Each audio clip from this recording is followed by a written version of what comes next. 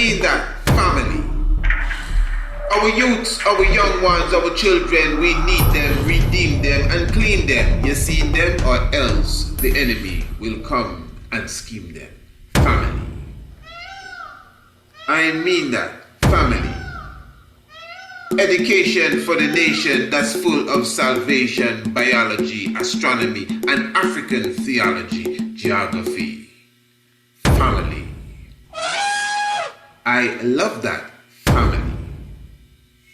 Whatever the age or the stage, that youth will be engaged with tutorials, activities, and videos from the studios of the Priest Isaac Institute of Holistic Knowledge. Family. The International Homeschool Program is designed and recommended for all ages. The psychological state of our children is very important, especially in the environment that most of us live in.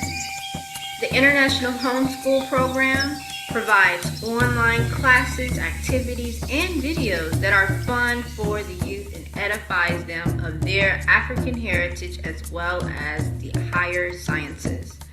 To enroll your family today, visit www.priestisaacinstitute.com, go to the main website, and search for Youth Corner. Or you can email priestisaacinstitute@gmail.com for a course sample. Give thanks.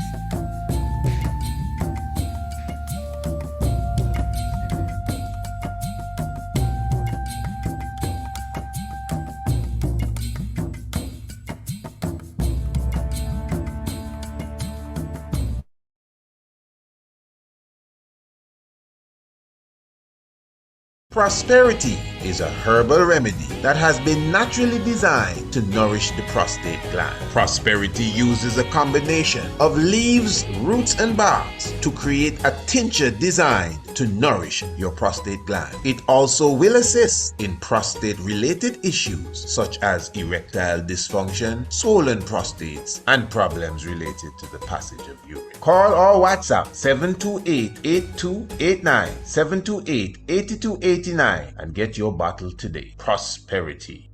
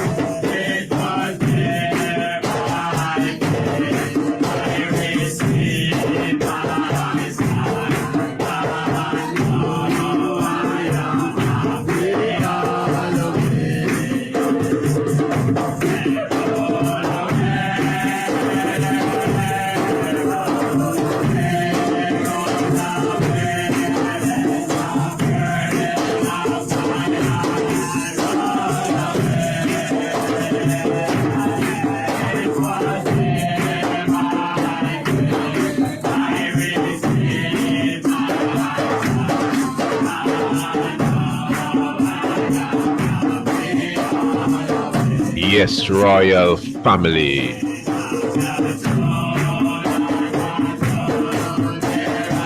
We definitely glorify the life giver and the keeper of life, Emperor Haile Selassie I. Tiger's Nest in full affair.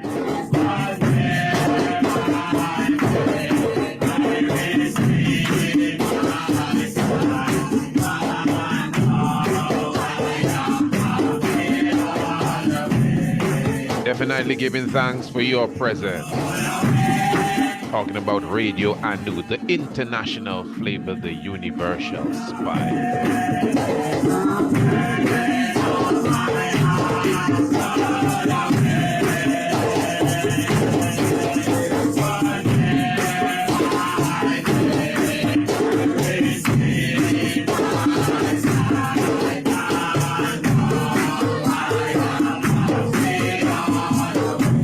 Yes, my royal family give thanks.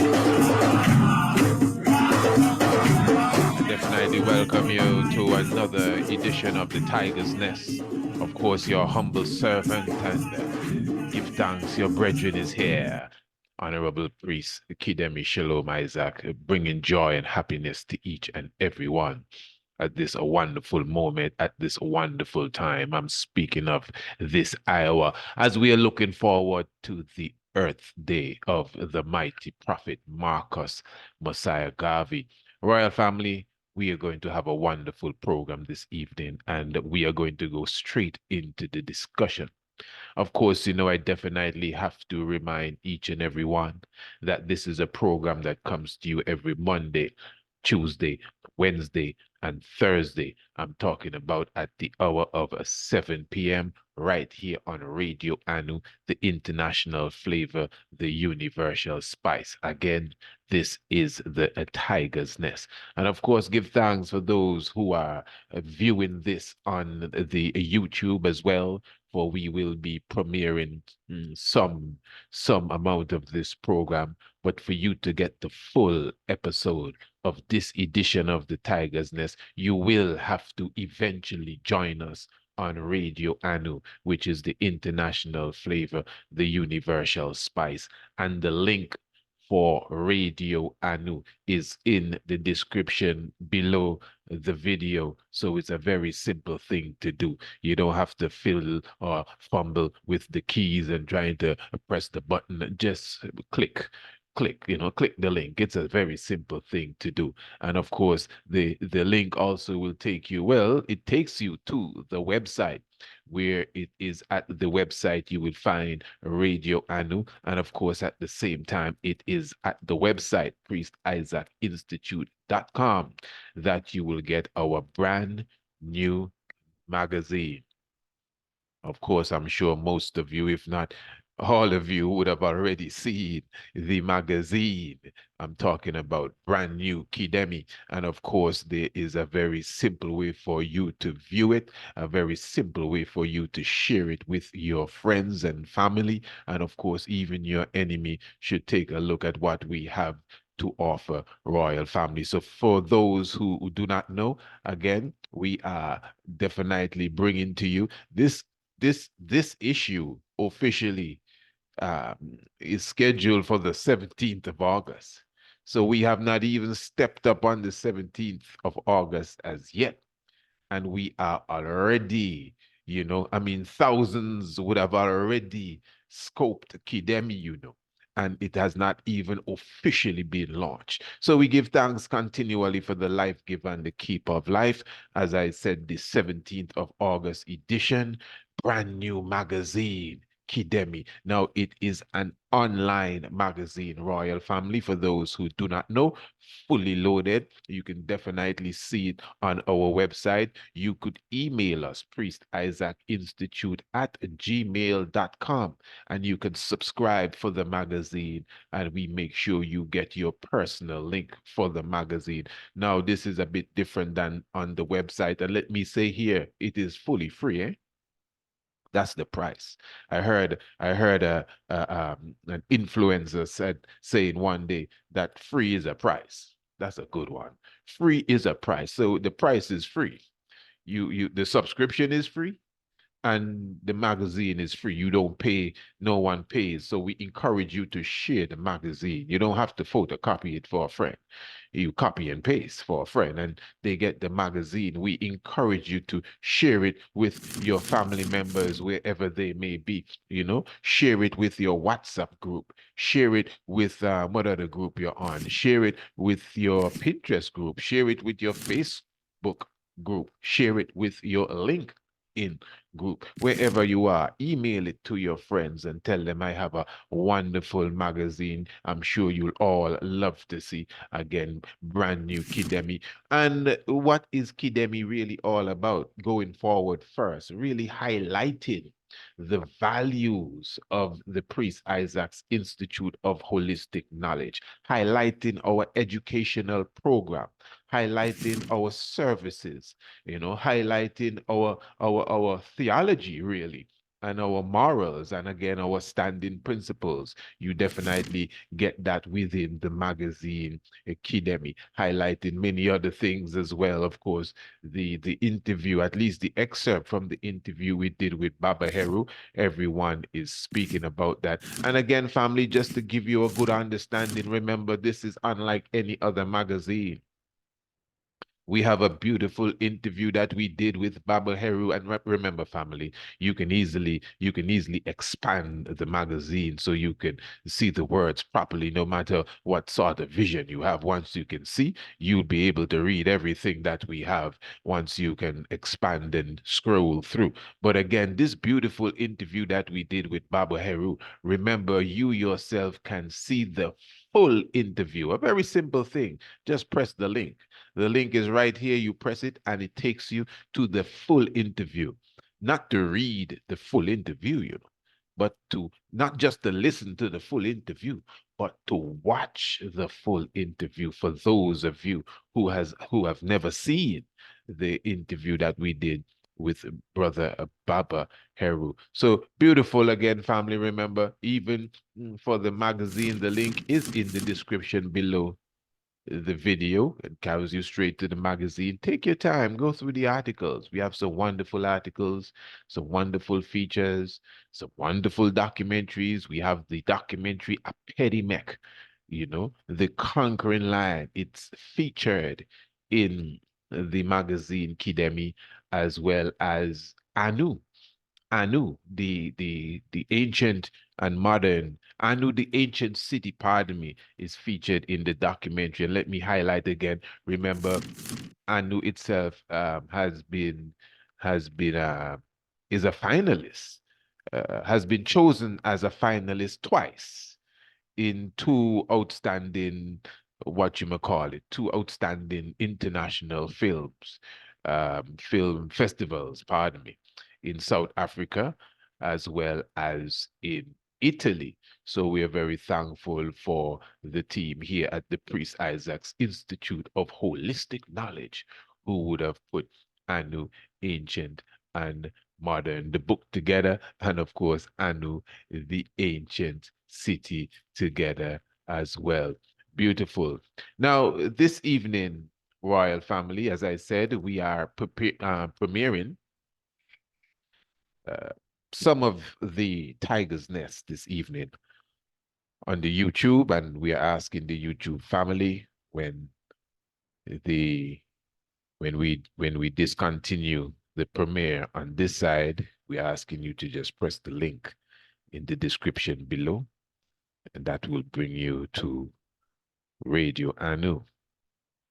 We want to speak about a serious subject this evening, and it's a subject area that I would have touched upon. I would use the term touched upon at least twice. I think it's actually twice, two times within the last maybe 7 to 8 years of us doing this work. I mean, we've been doing this work for more than 7 to 8 years, but within that span, we would have touched upon the subject, which really comes off of a biblical statement that in that day, 7 women shall take hold of 1 man.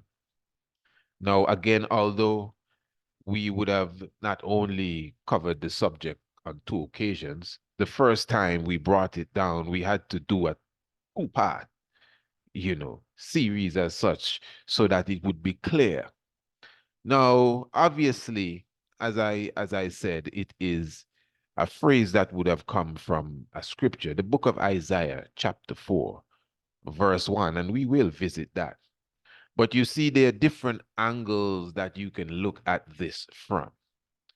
Now, first of all, you're speaking of polygamy, not necessarily polygamy as such, but polygamy or polygamy as some refer to it as, which is a specific form of polygamy where the man has more than one woman or has more than one um, wife. And you could also look at it from, again, from a scriptural outlook, because when you take it from a scriptural outlook, many different debates would arise. Of course, ones will be telling you, well, you know, that's the Old Testament, and this is the new time now, and you know, in the new time, Christ said that, you know, as it was in the beginning, one man, one woman, etc., and they go forward. Now, I'm not here to debate no one, eh? Let me be clear. I'm here as a teacher. I'm here hoping, listen to me, good family. I am here hoping that my audience has an open mind, as wide and as open as myself. I am hoping that my audience is not scared, whether they're with their husband or whether they're with their wives or whether they're with anyone, to literally engage, whether it's by commenting or even with those you are around on the subject area, because I wouldn't bring up the subject area unless I thought it was an important subject area to talk about. And yes, I can go on the scriptural level because it's a prophecy that was given in the book of Isaiah. Eh? It wasn't a law. You understand? It's not a commandment. When people speak about the Old Testament, you put the Old Testament aside. It's not the prophecies of the Old Testament you put aside. The prophecies of the Old Testament will come true. It's the laws of the Old Testament that you put aside. Now, not me, you know, I'm just showing you what the concept, people mix up the concept here. So in other words, if you believe the keeping the Sabbath days and Old Testament stuff, and this is the New Testament time when you can pick corn any day of the week, that's up to you. I know that's the philosophy. I may not follow it, but I know that's how the story goes. You may believe that, well, I don't care how long Samson's hair was. According to St. Paul, it's a shame for a man to have long hair. So if you feel that Samson's long hair is Old Testament and Paul's bald head is New Testament, that's because you're saying that the law, you know, the Old Testament was the not the lawgiver, what they call the schoolmaster and that kind of stuff. For those who are not too au fait with this, we're talking of the Bible because you see, family, I have a lot of students on all sorts of levels here. I have some students that never even went into any church ever since they were born, and haven't gotten into no depths of no Bible like some of you who would have read it 10 times back to front and all of that stuff. You know, so mostly in the Christian philosophy, family, you would find individuals with that idea that the Old Testament, that great, maybe 70% of the book should be just, let's forget about it. It's a nice, you know, set of stories, but we don't have to follow it anymore. Let's put it aside.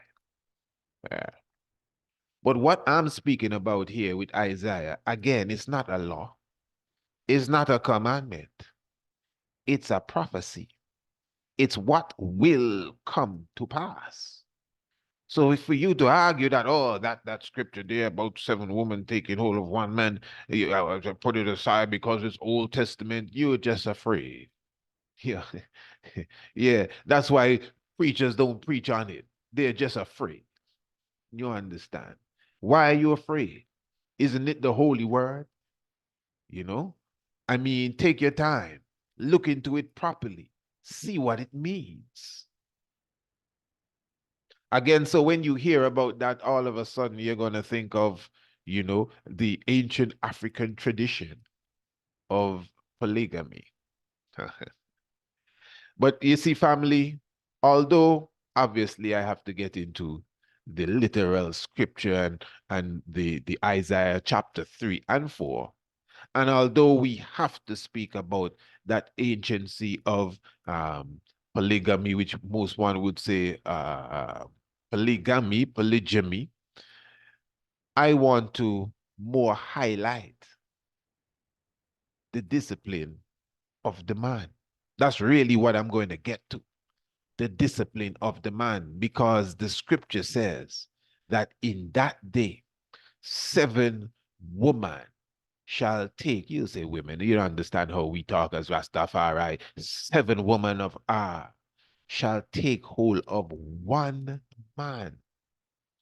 So who is this one man that the 7 women shall take hold of? What is it about the one man that we need to look into? It's not any old man, you know. I just hear some fellas be praying on this scripture here. Yeah, man, read your Bible, brother. Yeah, man, just say we gonna have 7 women. We who? What you talking about? You think this is a joke, eh? You think this is playtime? You think this is ring around the rosy? Eh? Come on, man. We have this thing like a clown show. So anyway, family, before I get too heated, I see I start to, let me not put the cart before the horse. Let's take our time.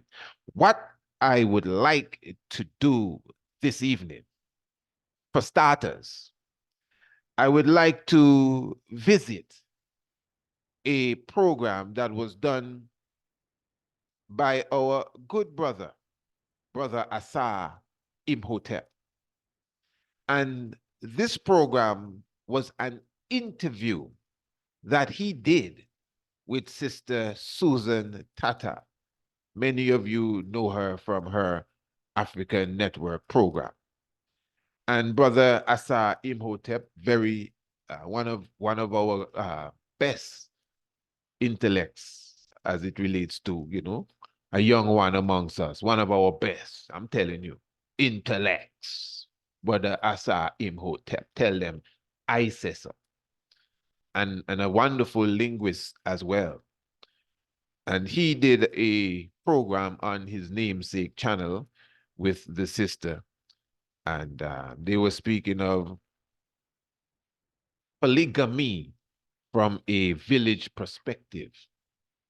And the sister said some interesting things. Now, remember, let me, before we go there, let's just put some things on the table first, because I know a lot of people get very scared when they hear this sort of conversation here. Very scared. Now, for all the conscious ones, for all the Pan-Africanists, if it's one thing I know, agree or disagree. And in fact, this is not the agree hour, This is not what you think. This is not let's hear your opinion. This is just truth. This is just facts, like it or not. From my research, the polygamy culture is something that would have spread all across Africa. You understand? I'm just telling you like it is. So all of these great tribes and these great people we talk about in anciency, it is only maybe like, for example, look at Christian Ethiopia.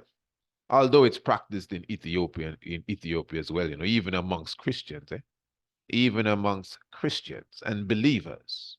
In fact, just the other evening, we were watching a documentary. Some of you, I'm sure, would have seen it, with the Ethiopian. He's not a monk nor a priest, but he's an Ethiopian Christian, and speaks of the Iesous Christus. He has 2 wives. But of course, within the Christian tradition, if you could recall, those of you who do the history, that's one of the things that the Ethiopian Crown Council would have frowned on Lijiatsu for taking many wives, because he was leaning to the Islamic sort of tradition. That's Lijiatsu of the Ethiopian historical moment during the time of Menelik II. And when Menelik II passed, they said that Lijiatsu started to go against a lot of the Christian principles, and one of which he started to take many wives. Even the Emperor Haile Selassie speaks of that and makes mention of that, as one of the things that Lee Jiatsu was doing to disrespect the Christian tradition, But outside of that, as I said, in most cases, you go through all the different tradition, all the different tribes, all the different people, the Yaku, the whoever they may be, the Bozos, your Shanti, your Twi, you find that tradition is strong. Of course, Islam plays a strong part in Africa now. But again, some will believe it's invasive. Some say Islam is something homegrown in Africa, but it was just taken by the Arabs and watered down and brought back in with slavery. Long story here, but let's stick to what we know as an African tradition. So we're going to hear now from this sister, along with Brother Asa Imhotep, Sister Tata, and they will be speaking about the subject area at hand. So without any further ado. And so now I want to, since we kind of set a framework for, I guess, marriage in general, so how do we get to, the polygamous version, of marriage? And, just for the sake of discussion, is it possible for a woman to have multiple husbands, or is it just strictly a man, a husband with multiple wives?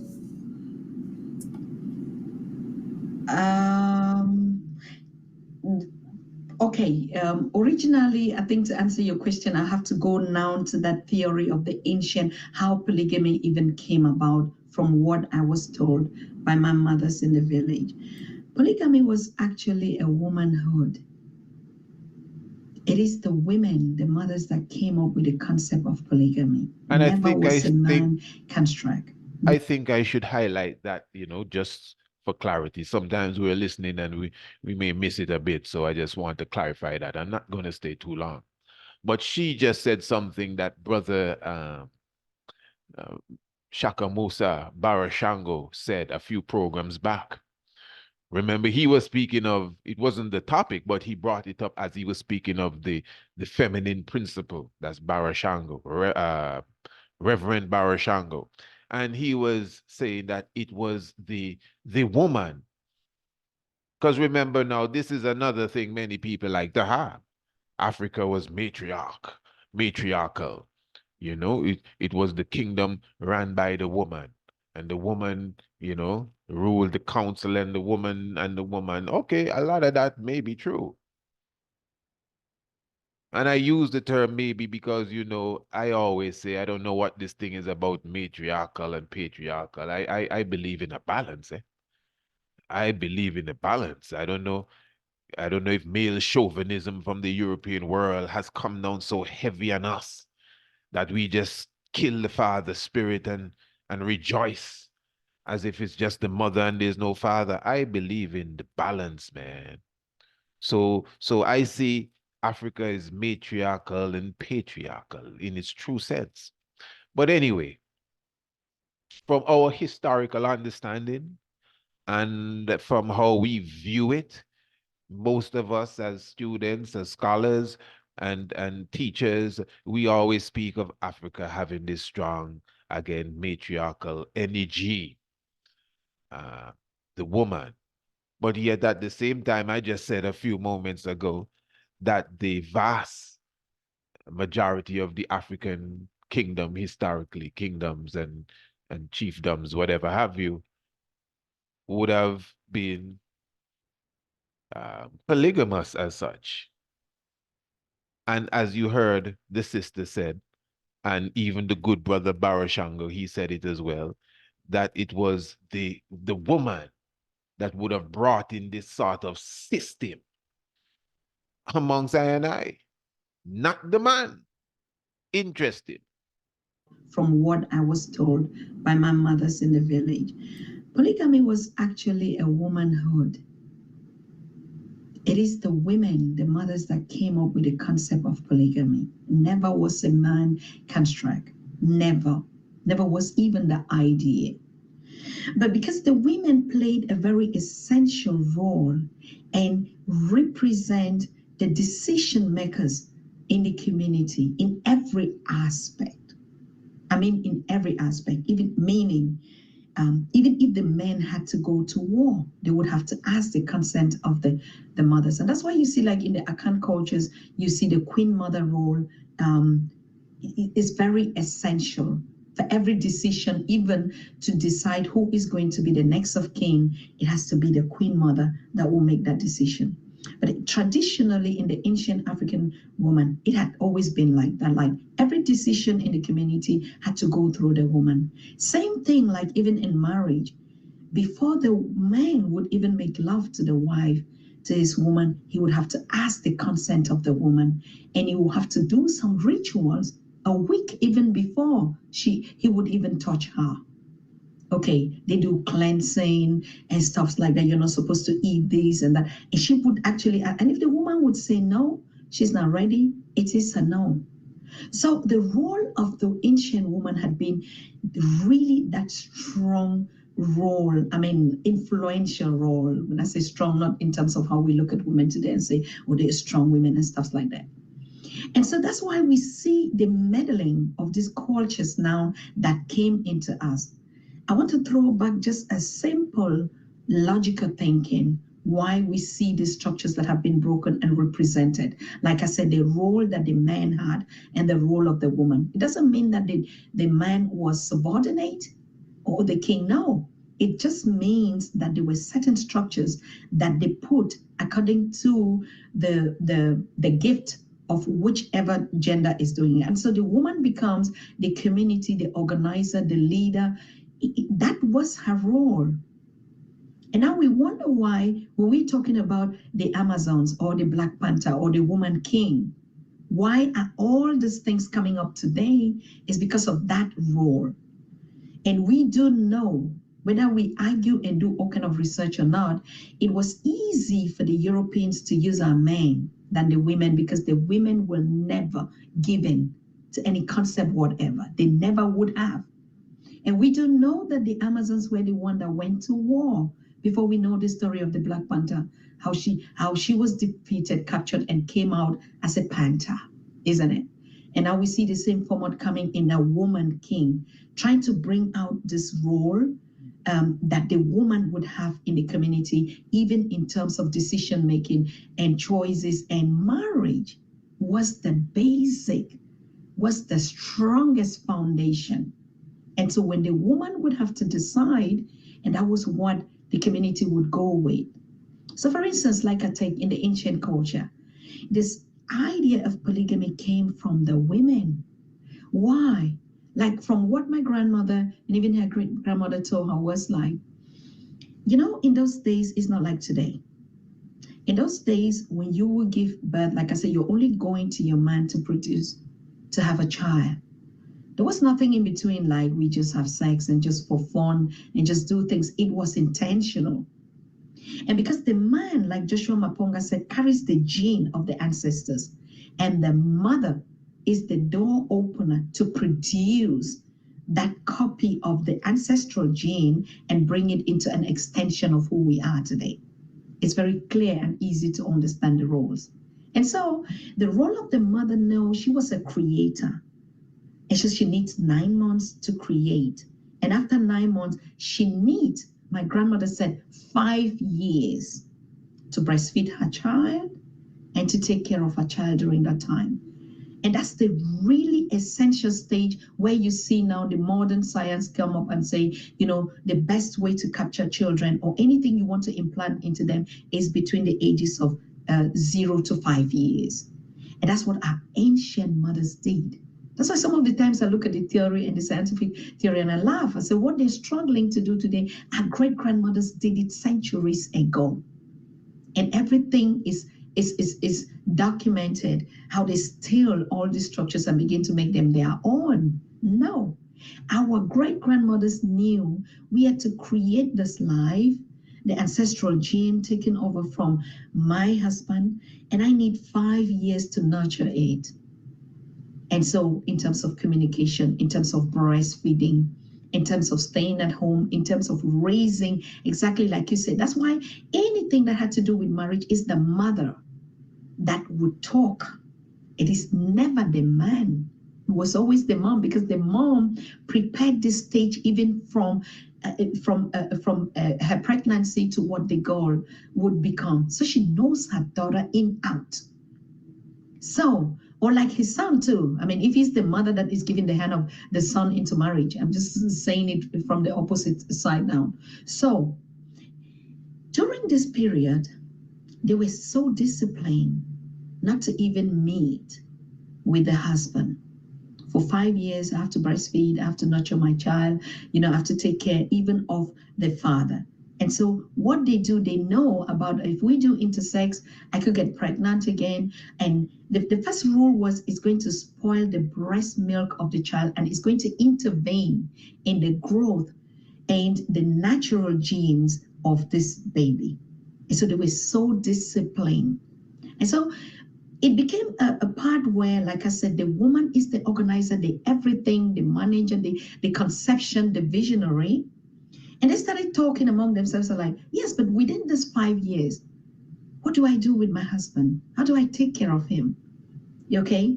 And they came up with this construct. All right, we have to look for younger girls or our friends in the community to take care of our husbands while I breastfeed my child, while I nurture this child. It was a harmony where it is the woman who goes to the other woman to say, please, I would like you to take care of my husband for this period, while I'm breastfeeding. And the same thing would happen. And now you see why when we come to the concept of a child belongs to the whole village in the African concept, in the Ubuntu concept. Because at the end of the day, it was our child. And today we hear scholars just use the word. People don't go to the deeper meaning of why was it say it takes a village to raise a child? Because at that time, no one in that setup, nobody even knew now who is really. If my friend, for instance, came, and in that time where he's taking care of my husband, got pregnant. Okay. So, but because the harmony was between the women, everything was just done in a professional way. The harmony was there. There's going to be no respect. We see it even to today in the modern structures in another format.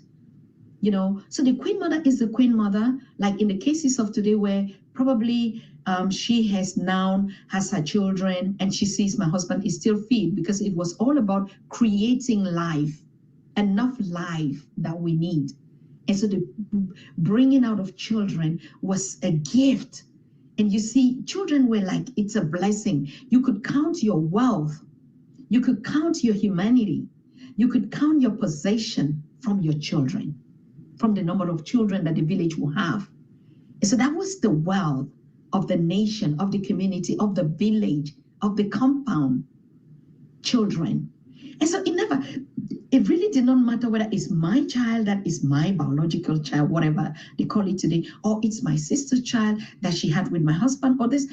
The objective and the intentions were very clear and defined. And so that's why you see there was less of this jealousy, there was less of this backbiting, there was less of this egocentric, it's my husband. Oh, and they divided their schedule. Come to think about it.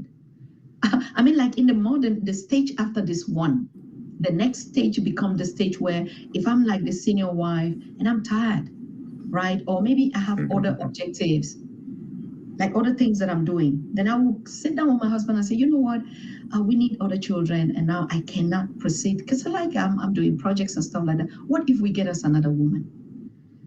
And the wife, it would always be the idea of the woman. Never was it of the man. The men just took it now when the Europeans came and decided to bring this patriarchy and to reduce the women, the power of the women, the decision-making of the women. And it was easy to catch the men into it. And the only thing they could do was catch a man, and, it was now about the transition of the concept to just sex. Now, very serious serious conversation. And as I said at the beginning, I would really hope that my audience would have an open mind to this level of discussion, to this level of conversation here. Because we've been so wounded, eh? We've been so robbed and spoiled that number one, this is taboo. Number one, again, many ones are even scared to even have a conversation. Some people listening to me talking over my voice because they're scared to hear what's coming through, talking over the sister's voice, act as if they're talking to someone else. It's a level of fear. I'm telling you, I'm not asking you. I know what's happening. You understand?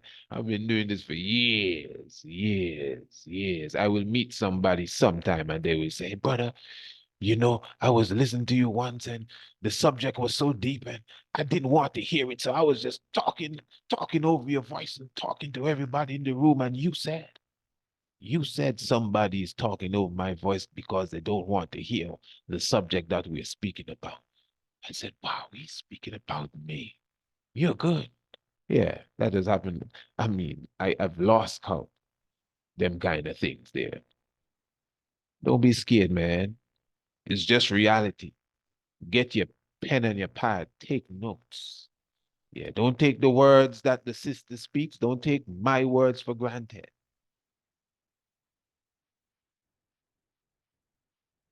You know, before I even let her continue, and of course, in the interest of time, because it's not really about this was a beautiful interview. It's almost 2 hours long. We're not playing the interview for you.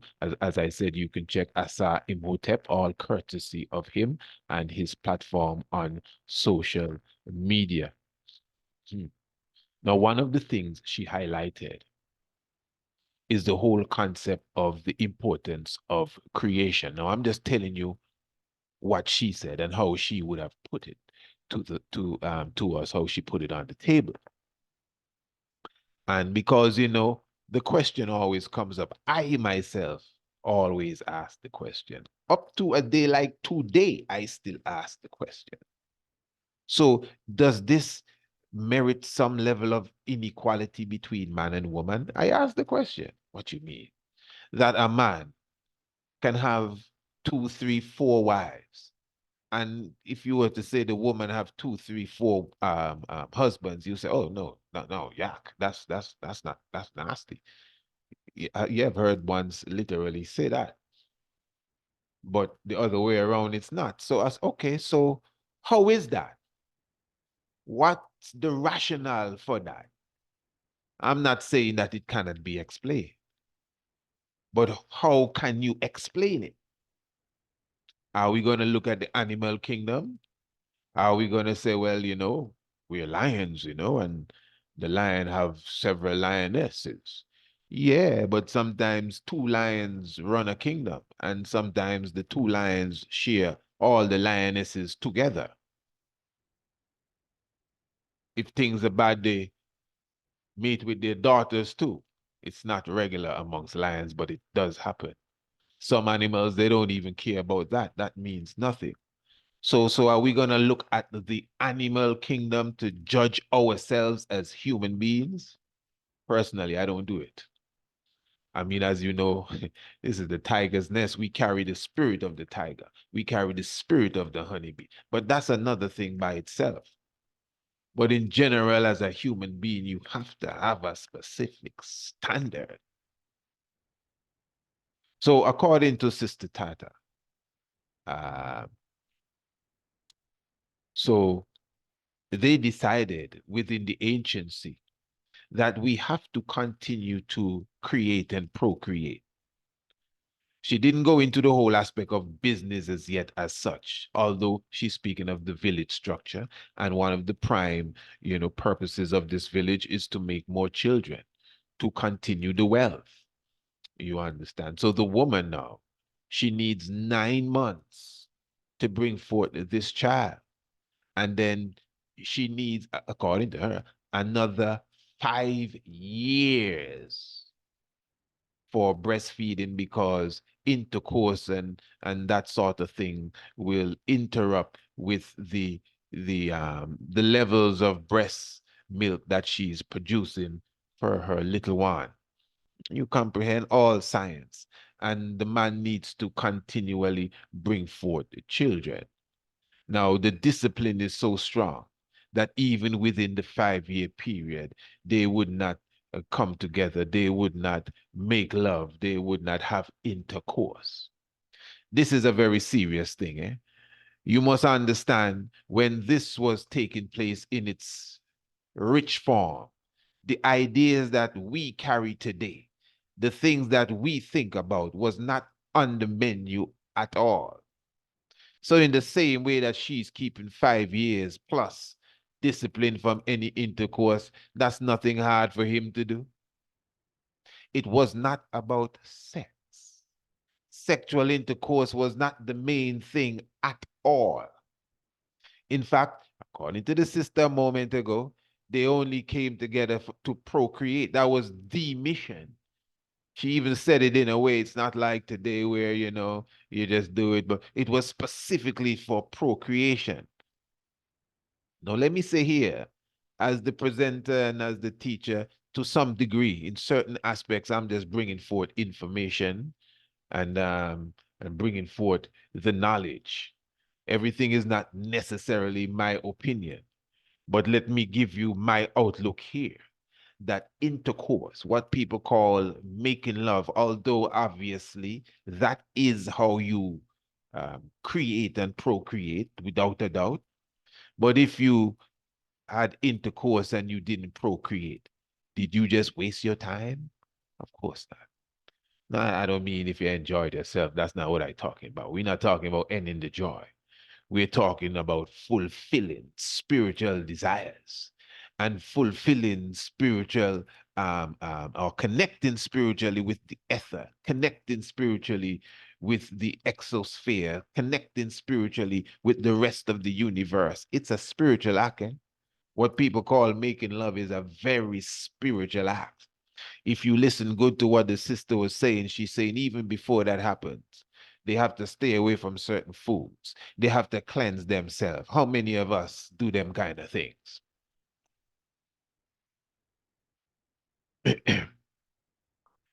Anybody there? They have to, you know, obviously rituals, prayer, certain baths. Yeah, man, this is a sacred thing. You see, the way that we live today, when you compare that anciency with the kind of knockabout stuff that we carry on with today, you can see the value of intercourse with a culture like that. When it's not something that, you know, it just happens on a whim and in the darkness of the night and all of that kind of stuff. It's planned. What darkness of the night? You intend to copulate at midday when the heat of the sun coming down on you. Who teach you to go under the blanket and lock off the lights? Where did you learn that from?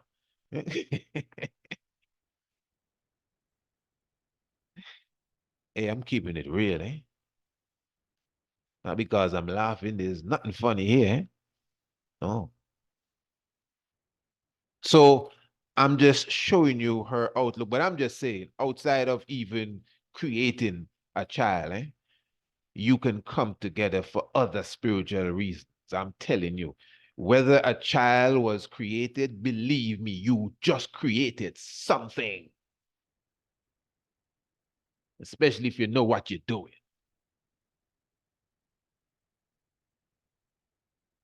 Rituals, prayer.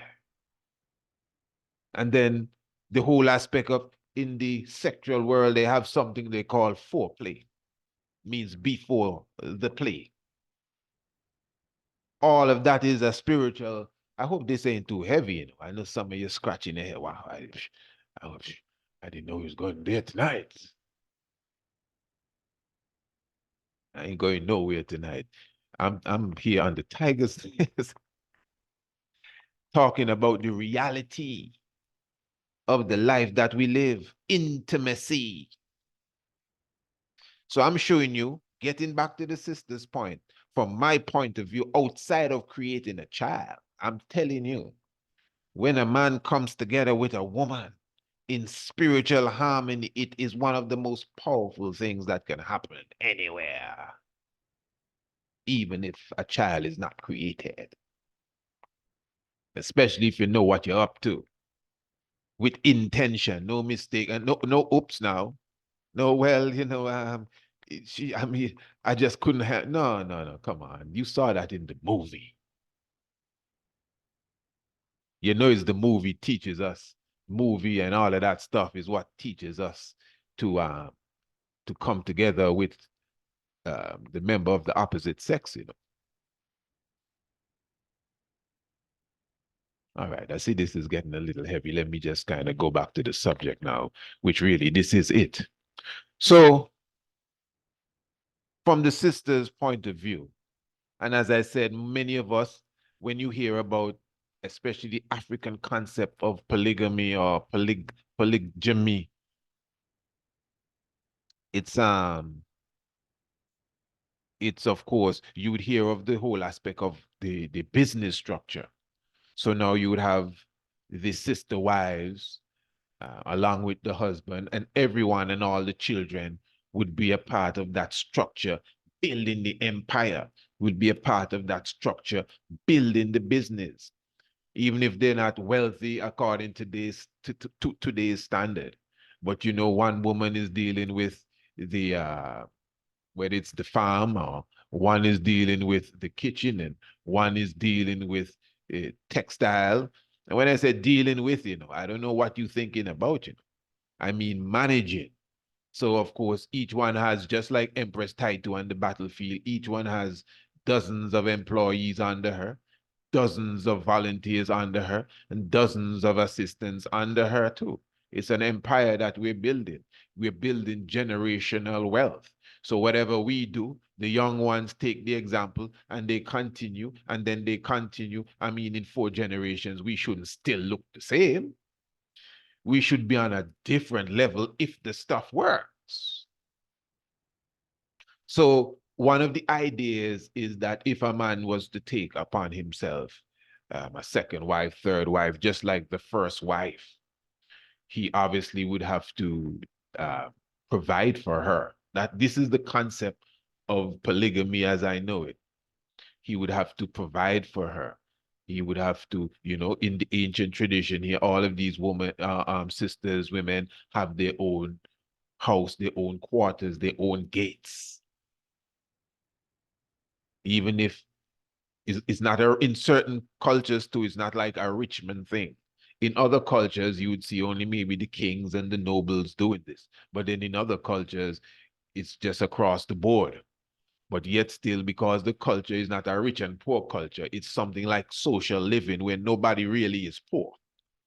So even though when you look at them on a documentary from your perspective, they're poor because, I mean, maybe they don't have what you think they should have, a microwave and, I don't know, a lamp or whatever, chandelier, but still they live off of the land and the land is abundant and they're okay. So even if it's a hut he has by himself, his wife has her hut, and the other wife, her sister wife, has a hut down the road. And this is another thing that the sister just mentioned there a moment ago, the respect. You see, it's hard to even listen to this conversation because of the stain that we have on our minds, both man and woman. So just to see the second wife, whether younger or older, come into the fold and giving the first wife respect as if it is her mother. That's something else. That's very serious. And that is what she is highlighting there as well.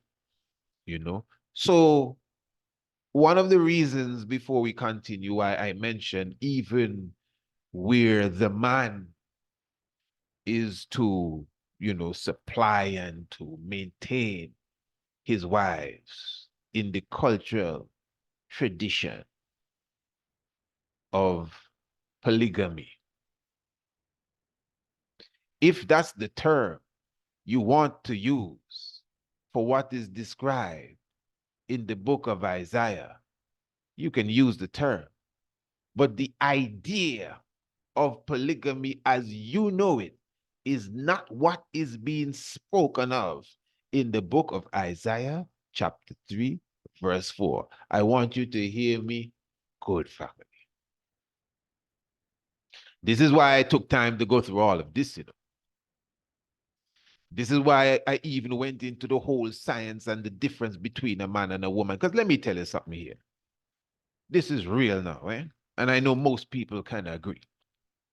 Now, there's this idea, I hope you're listening, eh? There's this idea, even when I had the general on my program, General Tao Tao from Azania, from South Africa, the general was saying that, well, you know, every man, well, he didn't exactly say this, but I've always heard that concept that every man has a second woman and all of that. I mean, come on, how on earth can I agree with that? I'm almost 50 years old, Ras. You check it? And I can chronicle my life for you. I don't have to come here and make up no story. But I disagree with them statements there. I always hear people that defend polygamy saying that. I always hear fellas saying that. That, well, you know, it's just natural for a man to have more than one woman. Even my sister, not my sister from my mother's womb, but our sister there, Ali Shaharazad is sometimes the name, you know. Yeah, you know, the good Islamic sister that wrote the book, the guide to the black man. That's the name of the book, right? I think, yeah. Sister Ali Shahazad, yes. But even her, she makes these statements too. You know, she would say, come on, fellas, you know, all of you got a second woman out there.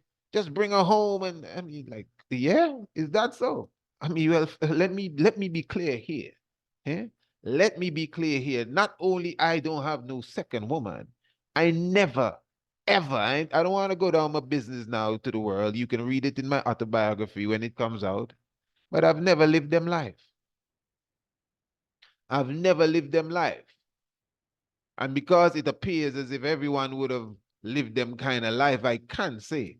There's an incident that read it in the autobiography, and I even spoke about it already too, just to show you how much of an open book your brother is. But I ain't going there now. But the main point I'm saying or making here, that I don't think that it's natural, because I'm a natural man. And for you to say it's just natural for a man to have a second woman and all of that, and they're speaking, you know, they're speaking in the world we live in when you're cheating on your woman. That's what they're talking about. When you're cheating. So I would agree. Most men do cheat on the women. Hey, I could never tell you that's not the truth. Come on, man. What are you talking about? And I know people saying, but brother, women do the same. That's the point I'm getting to now. That's the point I'm getting to. I want you to listen to me good. Now, I think I'm experienced enough to know.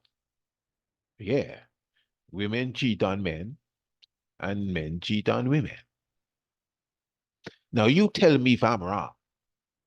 But a woman cheat on a man for totally different reasons than men cheat on women. Most men, right? Let me tell you, most men would cheat on their wives, their girlfriends. Don't tell me nothing. Most brothers. I didn't say all. I know those who are listening, you're well disciplined. But most would cheat on their wives if a woman that they admire in beauty would just come and make it play. No, no tricks, no subliminal messages. Just make it play. Brother, this is what I want to do with you. He would say, yeah, and look around. You sure? And maybe he would say, hey, this is a trick. Yeah, somebody have a camera on me? Man, it's okay. And they would go. Come on, man. Man, they dream about that. Come on, fellas, don't play with me, eh? Don't be playing with me. They dream about that.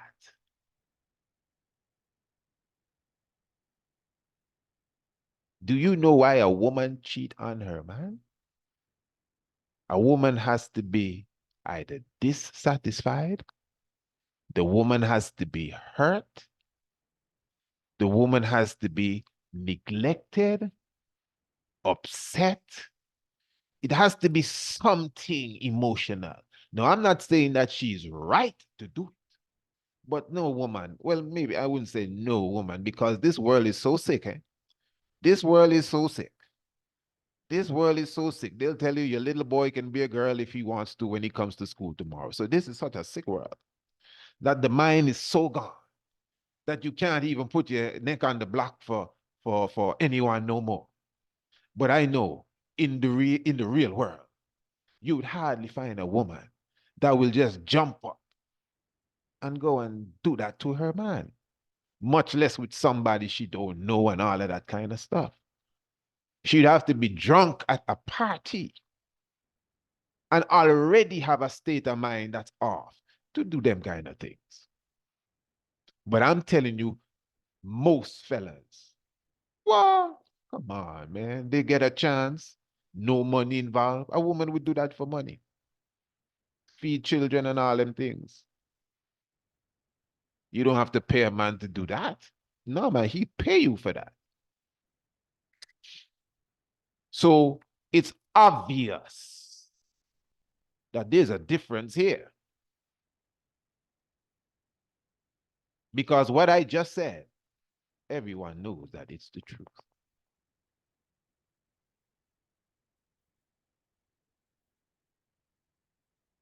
And before we move on, and remember, this is the tiger's nest. I know you didn't expect it, but that's how it is.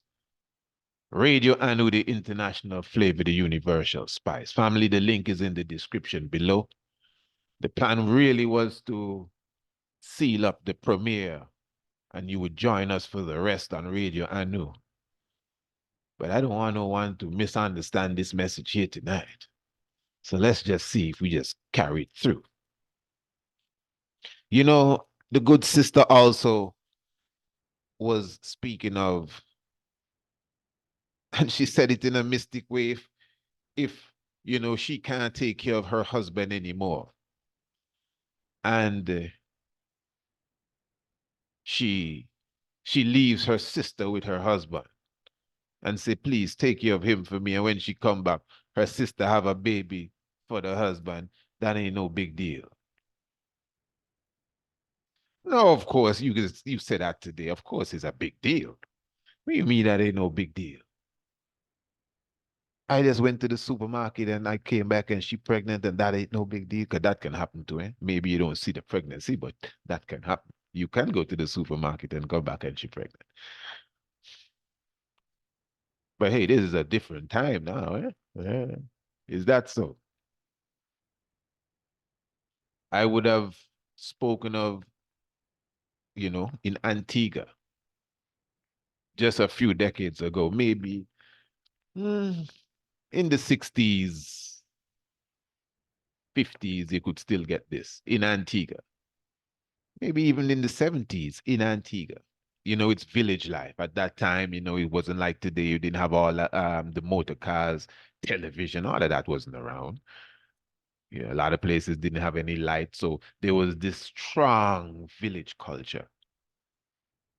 Brothers would go from village to village. Some of them to check their kip woman. That's what they call it around here, your kip woman.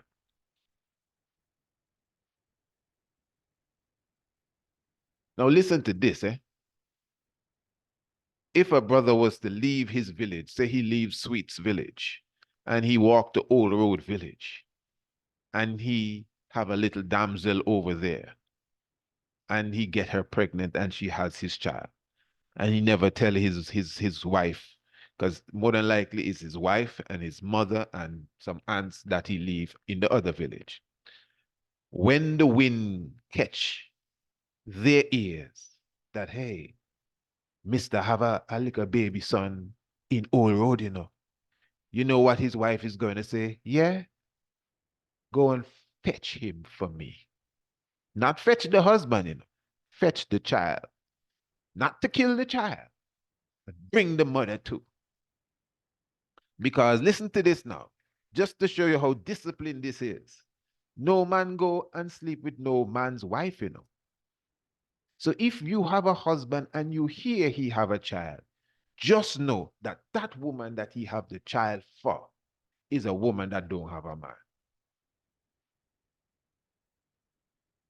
Can you imagine that? Now, I'm not telling you to go to the other village and go mess up your marriage, you know, but I'm just trying to show you how it was in that time. Such level that even though it may seem like, according to our standards, that the man cheating on his wife, but he wouldn't do it with some other man's wife. Well, number one, he know he might get his head lick off or his brains blown out. That's one. But it was just the standard. And when she heard of it, now why would he be afraid to tell her? Why? Because we were getting civilized. You know, we would soon be independent. Colonialism was coming to an end. This is serious. But anyway, he didn't tell her. And when she heard, she called for the child. And they say they have this thing, when the child don't look like you, they look behind the ear. I don't know what it is behind the ear, but when the matriarch look behind the ear, whatever she see, yeah. This is him for real. That's him. That's his. It's his child. Go and wash his skin. Go and wash his skin. Go and buy some new clothes for him.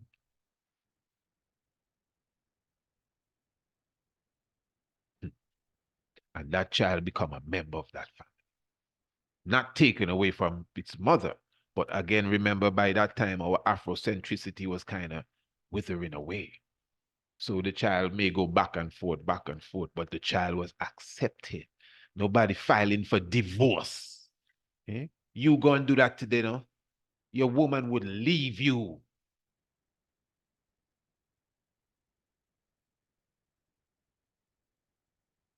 Well, you know, last year I only had one wife.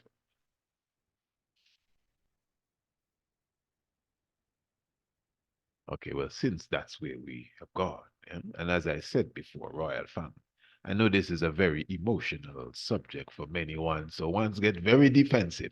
I am not on the offensive. I'm just bringing a sensible topic to the table. As I said at the beginning, the main thing that I want to focus on, which I will focus on now, is the discipline that we as brothers supposed to keep. All right. Now, I want to go, in fact, before we go there, I think I want to go here. Hey, family, this is the Tiger's Nest. As I said, we're gonna listen. The plan was to seal the premiere here. And you would join us on Radio Anu. You press the link in the description below. But we're going to continue. What I'm asking you to do, family, you see the button there with the thumb sticking up in the air? Those of you on the YouTube, press the button for me, please. Come on, that's the least you can do, you know. Just press the button. The second least thing you can do, if that's good grammar, I don't know, is to copy and paste the link and share it. I'm going to take an intermission now. Light my chalice too. So you have enough time to run quick. Share the link on Facebook, please. Can you do that for your brother? Share the link on Instagram, please. Can you do that for the brother? Those on Radio Anu, that's the best link to share because it brings them to the website. Can you do that for the brother? The link is in the description. The link is in the bar. You know what to do. Your WhatsApp group, your email group, let them know, hey, you should be on it already. Eh? We are listening to the Tiger's Nest. So make sure you are on it. All right, beautiful. Are you searching for unique handmade Black cultural crafts, t-shirts, and accessories? Look no further. Introducing your ultimate destination for the vibrant and captivating creations that celebrate Rastafari and African culture. At Black Dominion, we bring you a curated collection of exquisitely designed, crafted products honoring the rich heritage of Rastafari, Ethiopia, and the Black diaspora. With our user-friendly website, shopping is a breeze. We ship worldwide, bringing Black culture to every corner of the globe. Visit www.blackdominion.shop today and start exploring the incredible range of handmade Rastafari and Black culture. Find your inspiration, embrace your roots, and stand out from the crowd.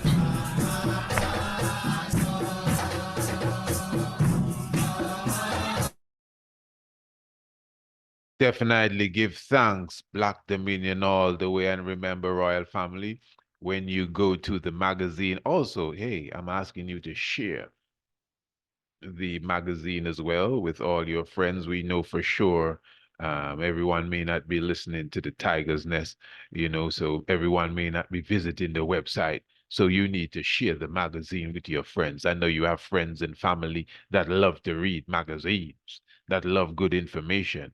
Many of you would have already gone through the magazine Kidemi. You'd have already avail yourself of the good information. So I'm encouraging you to share it. And we have a beautiful page within the magazine for Black Dominion as well, where you can press the link. Many of you may be saying, "Hey, what's the link again? I missed it." Well, just go in the magazine. Everything is in the magazine. And you see, the thing about the magazine is that everyone has a copy of the magazine. You can't lose your magazine. Just come to the website and get your magazine. It's free. So a lot of for example, you may be saying, how on earth, man, do I get that prosperity? What's the number he gave? He gave some sort of number. I never hear him give the number before, but it's all right. Don't worry about number. Just come to the prosperity section of the magazine. Plus, we have a beautiful article, really, 5 ways to keep your prostate balanced, really. And of course, well, the main way is to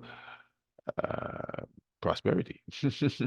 And some wonderful tips are given right there, I must say, for sure. And you could even get a copy of the herbal manual written by the Honorable Priest Kailash Alliance himself. Very good. So you just come to the page and you just press the button, man. You just press the button. And once you press the button, you go straight to prosperity. Look, you see, carry you straight to prosperity, and you can order it right there online. Everything available for you. All right. But anyway, the main point that we were making at the moment was Black Dominion. Just encouraging everyone to visit Black Dominion, blackdominion.shop. And of course, get your jerseys, get your bags, get your mugs, get your flasks, get your everything, get your jigsaw puzzle.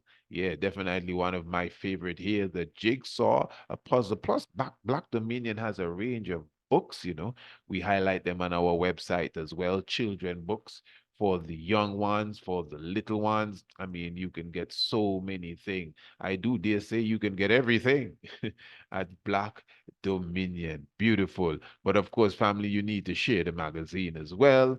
I know I'm giving you a lot of work to do, yeah, but give thanks. I mean, for sure, one hand washes the other, as they say around here. One hand can't clap, All right, very good.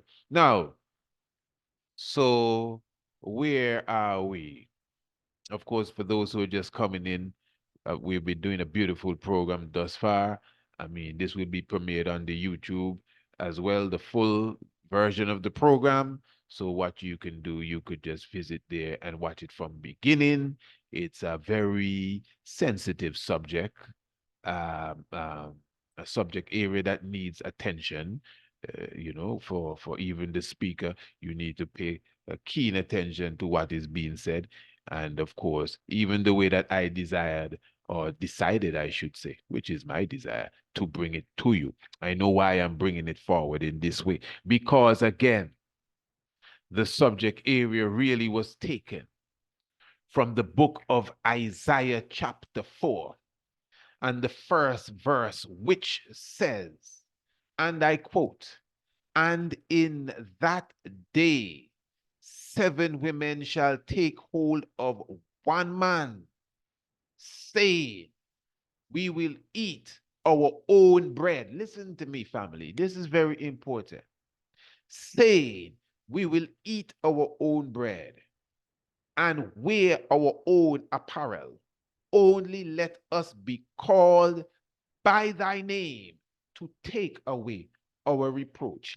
Keep in mind that one of the things we highlighted earlier, although we may like to say, well, polygamy is an African tradition, and all of these kingdoms and chiefdoms and empires would have practiced such. Even in some empires, everyone practiced it, although in some it would be the high-ranking ones, the kings and the viziers and these ones. But any which way you put it, it's something that is not taboo in Africa. It is something that is well accepted. According to our African sister there a moment ago, it is when the Europeans came in, they brought their patriarchal sort of mentality and began to destroy that ancient system, to the point that those of us in the West are even afraid to talk about it. And our wives look at us cross-eyed when you even bring up the subject. Yeah. According to that tradition, a man is supposed to be wealthy enough. Wealthy don't mean gold and riches, and it does mean that too. But in a socialist society, and I don't like the word socialist, but in a social living society, the gold belongs to everyone. The diamond belongs to everyone. The forest belongs to everyone. So nobody poor here. So it is the man's duty to provide for his wife. If that's the level of civilization you are in, well, let me tell you, you have a nice house? Well, let me tell you, you have a nice car? Well, let me tell you, your wife should have a nice house. I know we live in a world now where everybody in the same house, but as an African, I myself, I don't even believe in them kind of things. No, man. What are you talking about? The wife's supposed to have a house. Emmanuel teach us them things, eh? Charles Edwards, the God Almighty I talking about. The woman have her own gates to the point where she can even bring other sisters in her gates. What that look like you up there with them, and that's the woman's house. So if you have a house and your wife have a house and you're taking on 2 other wives, you better make sure you build them houses too. Whatever number 1 have, number 2 and number 3 must have. So if it's cars all around, what say you? It only makes sense. I'm not putting nobody, no pressure under no one, you know. I'm showing you the difference between that and what is being spoken of in Isaiah chapter 4. In Isaiah chapter 4, it says that the woman will tell the man, you don't have to give us any bread. Yeah? How come? We will eat our own bread. Where you get that from? You don't have to give us any clothes. You don't say. We will wear our own apparel. You don't have to pay our rent. Huh? We will build you a brand new house. Oh. Only let us be called by your name to take away our reproach. This is very different than what you have been speaking about all these years. This has brought this practice to its holiest state. But brother, that's the Old Testament. You must have just joined the program. We already crushed that earlier. But since you just came in, let us repeat. And we didn't disrespect the Bible believers and the New Testament believers and all of that. We just put it on the table with common sense. We understand why you want to negate the Old Testament, because the laws are useless according to you. I get it. Because the precepts don't work today. I understand where you're coming from. But this is not laws and precepts. This is a prophecy. This is a statement of something that will happen. This has nothing to do with how you feel it. And if you believe in this and you believe in that, well, if you don't believe, you don't have to take part. But this is written in stone, if you want to say. And of course, the idea of it is very important. Let's go to Isaiah chapter 3 before we delve too deep into Isaiah chapter 4. Now, this is serious, eh? Let's go. Verse 1, chapter 3. For behold, the Lord of hosts, the Lord of hosts, doth take away from Jerusalem and from Judah the stay and the staff, the whole stay of bread, and the whole stay of water. We got to run through this quickly. Now, if you know the scripture, if you know your Bible, the judgmental God steps in from time to time and he clearly lets you know, listen, man, I'm going to shake up this camp. This is one at a time. Because although it's the enemy that will encroach upon the people, somehow the way the Bible writes its narrative, it always seems as if the Lord is behind of it. Eh? Yeah, man, the enemy coming on you is the Lord send them. That's how it's written. So the Lord shall take away the stay and the staff. Now, it's not the Lord going to come in and take it away. The enemy going to come and do it. But it's sanctioned, according to what I'm reading here, by the Lord. Dogmatic ones, no need to be offended. Let's stay focused. Now, the Jerusalem is not, Jerusalem is deeper than that, than Palestine. Jerusalem, yes, represents the holy city, and Judah represents his people, the holy city, the holy environment. Israel, not is fake, Israel, not real, not the Israeli. Really? I'm telling you, the Israelites, we are the realites. Okay, anyway. So when he takes away the stay and the staff, your staff is your defense. That's why in the 23rd Psalms, it says, my rod and my staff doeth comfort me. So the Lord shall take away the stay and the staff, your defense, your army, your military. Anybody can come and slap you about. The whole stay of bread. Bread, you know what bread is. Bread is symbolic of more than bread. It's your food, your economy, really. You understand? Your ability to feed your people. Industry. The whole stay of water. So your army, your military, your economy, your whole industries in general has come to a halt. And that is the story of us, when the great kidnapping took place, when the enemy came in from the north, like wolves, packs of wolves, really. Hyenas coming to invade the lions. And when the hyenas come with enough power, sometimes they get the upper hand. Anyway, the mighty man, the man of war, the judge, the prophet, and the prudent, and the ancient. All of these were taken away, The mighty man. See, he didn't say man. The mighty man, the man of war, the judge, the prophet, the prudent, the ancient. And as an individual was just saying the other day, from Africa, when they came to Africa, they came for the best. They came for the warriors. They came for the priests.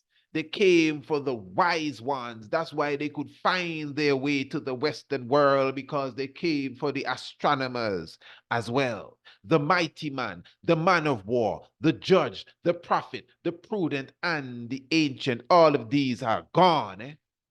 All of these have been taken away, according to the scripture, by the Lord. The captain of 50, and the honorable man, and the counselor, and the cunning artificer, and the eloquent orator, all them people gone. So the captain, the man, the general, the lieutenant colonel, major this and major that, gone. The honorable man, the noble man, gone. The counselor, which is the teacher, the individual that will bring you to another level, gone, Rasta. And the cunning artificer, and the eloquent orator, the speaker. And I will give children to be their princes, and babes shall rule over them. That's the same people that came from the north, the ones that just came out of the cave. Our children, they are. And imagine that, to rule over us. And the people shall be oppressed, everyone by another, and everyone by his neighbor. The child shall behave himself proudly against the ancient, and the base against the honorable. When a man shall take hold of his brother of the house of his father, saying, Thou hast clothing, be thou a ruler, and let this ruin be under thy hand. So they want a ruler now. In that day shall he swear, saying, I will not be a healer and healer. For in my house is neither bread nor clothing. Make me not a ruler of the people. For Jerusalem is ruined, and Judah is fallen, because their tongue and their doings are against Pharaoh, to provoke the eyes of his glory. Against the Lord, it says. Then it goes on to say here, and show of their countenance, the show of their countenance do it witness against them, and they declare their sins as Sodom. They hide it not. Woe unto their souls, for they have rewarded evil unto themselves. Now, interesting. This is supposed to be a Bible website. What kind of thing is this here? All right, then it goes on to say ye to the righteous. Say ye to the righteous. Give me a second there. Good. Say ye to the righteous, that it shall be well with him, for they shall eat of the fruit of their doings. Woe unto the wicked, it shall be ill with him, for the reward of his hand shall be given. As for my people, children are their oppressors, and woman rule over them. O my people, they which lead thee cause thee to err, and destroy the way of thy parts. The Lord standeth up to plead. The Lord standeth up to plead. I've lost it here. I just expanded it, and it is gone there. Good. The Lord standeth up to plead, and standeth to judge the people. The Lord will enter into judgment with the ancients of his people and the princes thereof. For ye have eaten up the vineyard, the spoil of the poor is in your houses.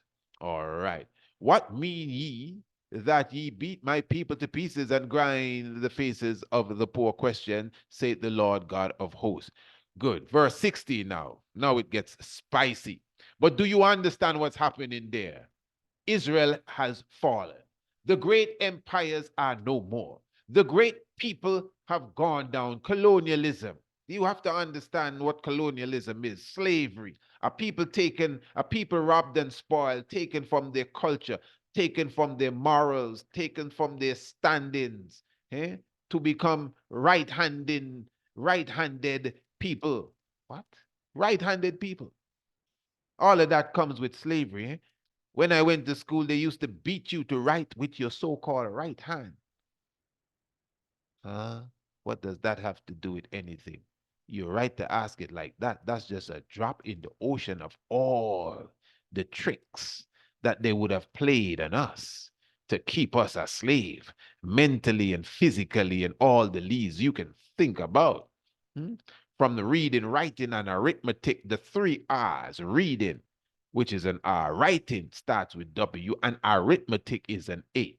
But they say it's the 3 R's. So they start to, right away, from get-go, they start to manipulate you with their weaponized education. It's war, writing, arithmetic, and reading. W-A-R, it's war. They're telling you it's 3 R's. The 3 R's are the prophet, priest, and king. Reading, writing, and arithmetic, the way that they have construed it, is designed to keep your brain scrubbed.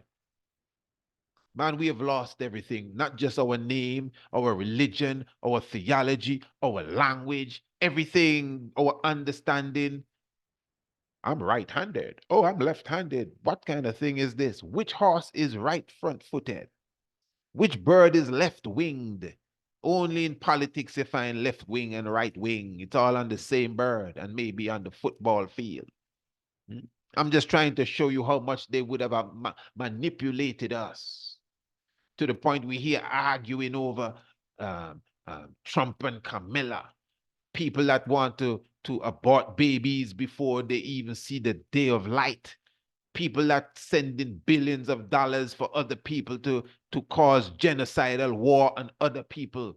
And we here arguing, sending money to these people here. That's to show you how far gone we are as a people. That's who he's talking about here. The people robbed and spoiled of their senses. No common sense anymore.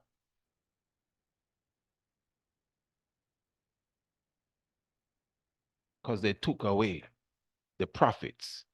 They took away the captains of 50s. They took away the great orator. They took away the eloquent speaker. They took away this and that. They took away the great man of war. They took away the mighty man. They took away the army. They took away your military. They took away your industries, the bread and the staff and the water. They took away the gold. They took away your diamond. They took away your cassiterite. All of that they took away. They took away your heroes. Another one is rising. We can't kill all these niggas. Okay, it's all right. It's all right. Make this one a basketball superstar. He'll keep quiet over there. Oh, here comes another one. It's all right. It's all right. Make him a singer. Let him spin around on the stage. Watch him good. If he slips up, take him out.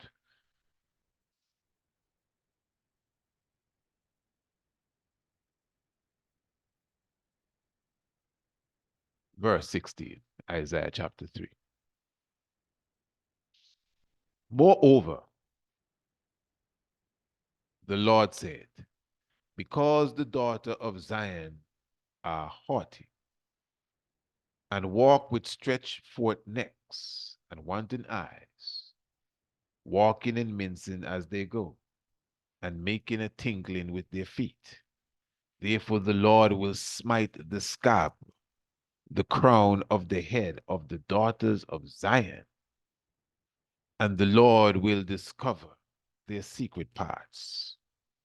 In that day, the Lord will take away the bravery of the tinkling ornaments about their feet, and their claws, and their round tires like the moon, the chains and the bracelets and the mufflers, the bonnets and the ornaments of the legs, and the headbands, and the tablets, and the earrings, and the rings, and the nose jewels, the changeable suits of apparel, and the mantles, and the wimples, and the crisping pins, and the glasses, and the fine linens, and the hoods, and the veils. Are you following this?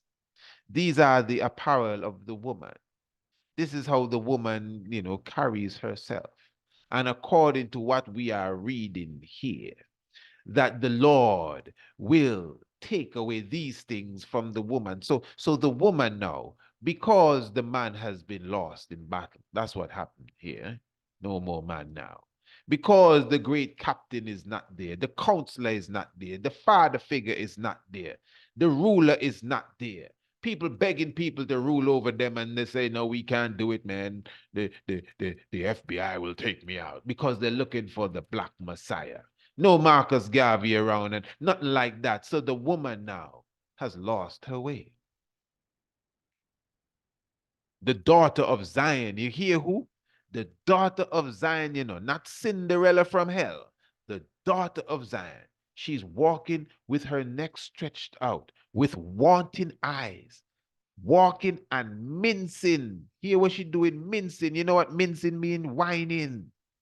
She walking and whining as she go, making tinkling with her feet. That means she well gypsy down. Huh? Around here, when a woman used to wear, not today, but when I was young and a woman had an anklet, it was considered to be the sign of a prostitute. A woman with an anklet. And reality, that's where it's coming from in that world. You know, where you wear, I think it's on your left leg, a slim anklet. And that's just the sign. And the fellas would know, well, look, one gone there. You don't even have to ask no question. Just say how much. So it says the Lord will smite with a scab the crown of the head of the daughter of Zion, and the Lord will discover her secret parts. And in that day, so it's a specific day. It's a specific day. He will take away the bravery and their tinkling ornaments about their feet, and their claw around about their tires and all of that, the chains and the bracelets and the mufflers and the ornaments of the legs and the earrings and the nose jewels and the rings and the crisping pins and the mantles and the fine linen, and it goes on and on and on. And hear what it says, in that day. Yeah. I am telling you, this is the day. Even the way that the sisters have adorned themselves is this day. I mean, come on, man. We all know that every 10 years it gets worse. This is the day. Mincing as she goes. They make clothes so that her mincing as she goes is more profound. Yeah, this is the day. Her tinkling ornaments, they make all your designer has invented so many things right now to keep your eyes or keep your concentration in the sexual world. Yeah, man. They design the jeans, they design the short dresses, they understand how to captivate you with color and movement.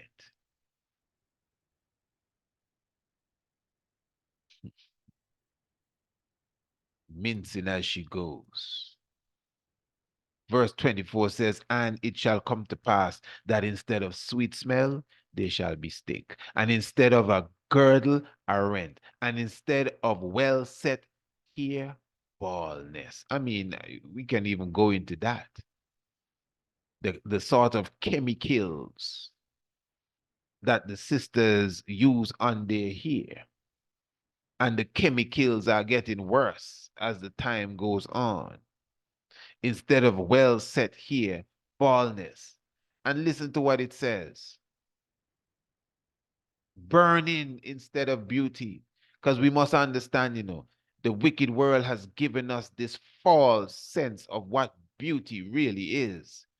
To us, beauty is the Barbie doll. Oh, come on. To us, beauty is Barbie doll. And to many of us, if the woman don't come to that standard, we don't see the beauty in the woman.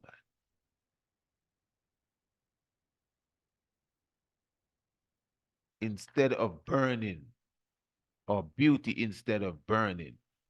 What people call beauty ain't beauty. That's looking pretty.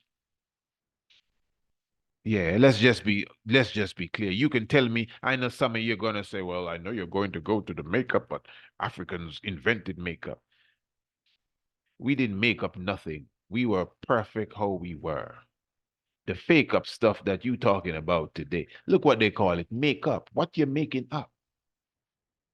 We are charismatic, glamorous people. Don't get me wrong. We do many things with colors. We stick feathers in. We do all sorts of things. But you must understand that your enemy, man, I could always remember as a child when they were taking communion in church. I remember once the pastor was saying, women with lipstick, you must wipe off your lipstick when you come and take communion because the lipstick can cause cancer. On your lip, eh? Kissing people and eating food. You must be eating some of the lipstick when you're eating the food. It can cause cancer. Eyelashes, and people shave off their eyebrows just to draw it back. People shave off their eyebrows to draw it back.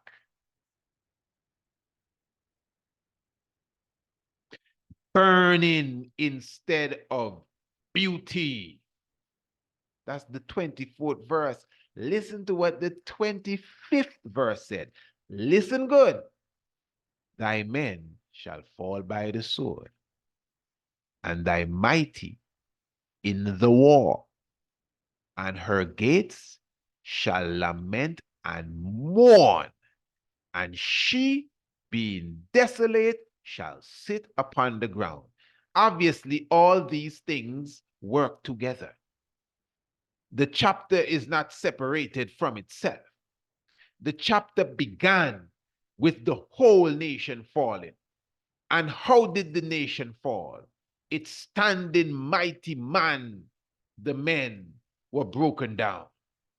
I mean, we live in a society where it's school to prison pipeline. You know how it goes. You're on your 13th Amendment. You know how it goes. It's all a plot to arrest black men.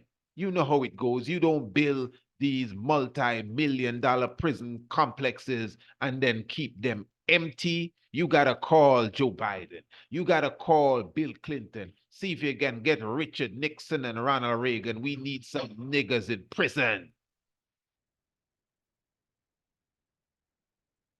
Hey, listen, family, I don't come here to joke, and you got to pardon me, but this ain't no plaything for me. This is real life. Some of you may listen to me and think, hey, the priest is doing a thing and writing a book and video. This ain't no game. We here for Haile Selassie the First. That's why I live for. I don't live for nothing else, you know, but Haile Selassie the First. I didn't come to play with nobody. This is the world we live in. That's why we do this stuff on radio and you know, so we don't have to wonder what we're saying, you know, man. That's the world that you live in. Lock up the black man, mash up the family. I can think we are out of this stuff, eh? This slavery is so hot. And because we are all gone astray, even if we're not in prison, we're still in some sort of prison. Because we all gone astray. The woman gone astray. That same woman that Sister Tata was speaking of, she don't exist no more. You might have to go to Africa self in the depths of some tribal environment to find that level of dedication. But it's there. It's there. It's there. It's right here. The same woman described here is the same woman with that angelic spirit, because you see, family, oh my, this is another thing altogether. Eh? This is another thing altogether. I started the program speaking about the difference between a man and a woman. This doesn't have anything to do with the equality. Eh? This is different. A man is not a woman, and a woman is not a man. No man bringing no baby nowhere. They're different. They have different behaviors. They have a different way of speaking. Listen to the voice of the man. Listen to the voice of a woman. You don't want a woman coming around with no deep voice. How is it, honey? No, you want the soft voice. And she need to be soft too, because a woman is different. You don't want no touching a woman and she feel like sandpaper. You want the soft touch. Come on, man. A woman is a woman and a man is a man. They're not the same.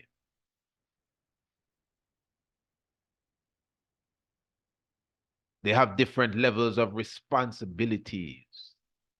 As I always say, if you're in the bed one night and you hear somebody coming through the window, you're not going to tell your wife, go ahead, honey, see who it is. I will come behind of you. Well, if you do that, I'm telling you, woe be unto you. I don't know what kind of man can feel comfortable sitting at home doing nothing. And wifey bringing home, uh, not the bacon, but well, maybe that's what you're eating. I mean, if you're living, so maybe you're eating that. Bringing home the goodies.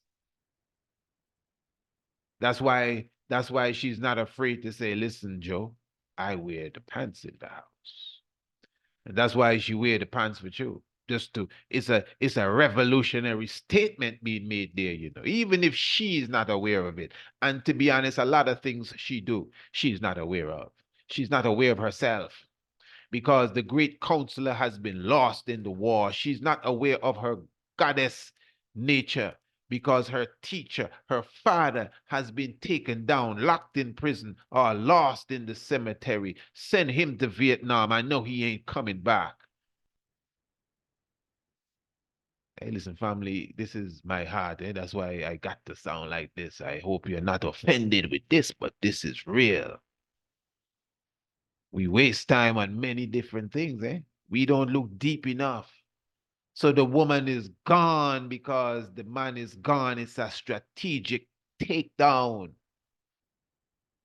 to stop the rise of the Black Messiah. So she gone astray. And she mincing as she walk, in her thong, and in her tights, and in her belly, whatever, and all her belly diamond rings showing. Oh, she gone. The hair is purple, the hair is red. Oh, my, she's gone. She's gone. Eats anything, she's gone. I remember when it became fashionable for a young woman to have a belly pouch. If you don't have a little belly pouch, you're not a real woman today, and it looks all right. I guess it looks sexy too. That's to show you how much they manipulate you. You're gone. But you see, what Isaiah is saying is that the time will come when that cannot carry on forever. Huh? Yeah, that can't carry on forever. You must understand, you know, this is why I know this scripture is for this time. I gave you my age earlier. Well, that's not my age, but soon. Yeah. But when I was 10, in fact, no, maybe not 10. For sure, when I was 7, because I can remember that far, 5. You hardly, if you ever saw a woman with pants. Remember, I was born in the village life experience. I remember my great aunts and how they would dress. I remember the woman of the day, how they would dress. Nobody had on no tight jeans. Come on, man. In fact, that's a recent thing there. And nothing like that.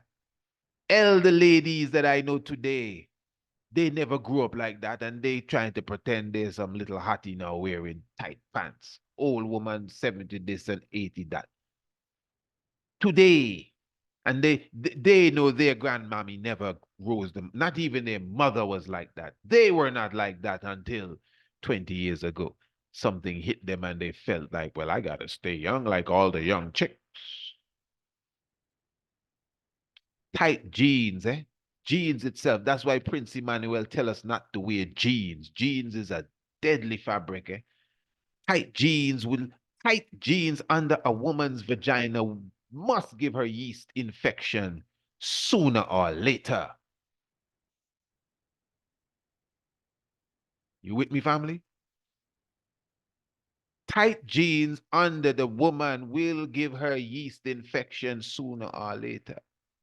As I mentioned earlier, all of the chemicals that the woman would put in her hair will eventually kill the hair.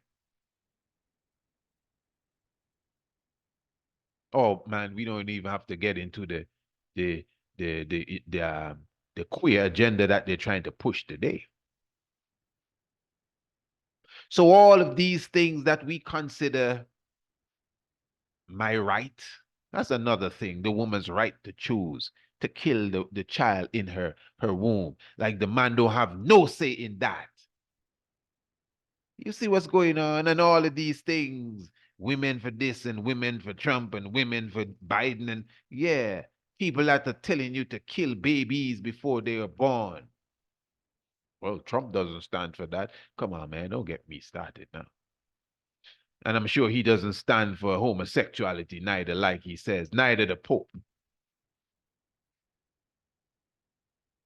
Because you know the Pope of Rome, does not stand for homosexuality. You know that. No, don't open the history books. Come on, man. You're gonna bring the house down. Keep the history books closed. But according to their expressed protocols, they don't check for that. All right. So I don't want to get started with that kind of stuff. We know we can broad brush these people with everything I'm saying. We don't have to pick out, oh, well, he doesn't stand for that. Listen, man, I ain't voting for these people. I'm telling you as it is.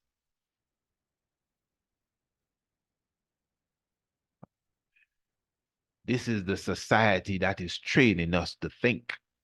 Bart Simpson, Family Guy. This is the society, Teletubbies, Barney, from Sesame Street to Scooby-Doo. To Atlanta housewives and basketball wives and everything in between, from the Oscars to the Emmys to the BET and the VH1 awards, everything, all the music and musicians and everything has been designed. And don't talk about the weaponized education system. Mash you up, mash us up from school to prison pipeline, mash us up, and then take the woman out. Now, do you know in some societies, a woman would get more money from the government if she kicked her husband or her man out of the house? More her man than the husband. You have a child with a fella, and maybe, he just, he's struck out and he don't have a job or whatever.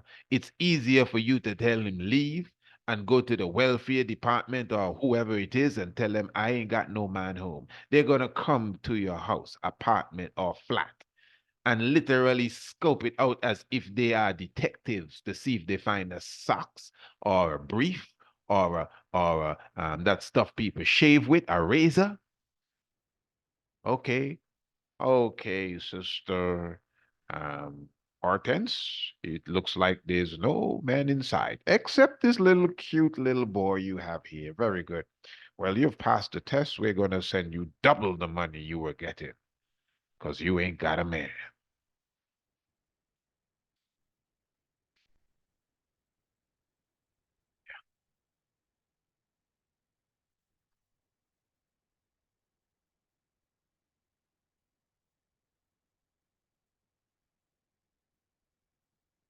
And in that day, the Lord shall take away the haughtiness and the bravery of the woman. Because the woman has become very brave. She has always been brave. She's the Amazon woman. She born brave. But she's brave now in corruption. She's brave in lunacy. She's brave in boisterousness. And you see, it may sound hard, but sometimes, certain ways, I can't even blame her. Because if you were to ask me who is supposed to be the head of the house, well, to be honest, it's supposed to be the man. But in this society that we live in, the man has fallen in war. Not because you see them walking on the street, not because you see them selling snow cone, not because you see them driving the bus, not because you see them on the lamppost fixing the light. They are lost in war. Not because they are a millionaire, not because they have 2 yachts.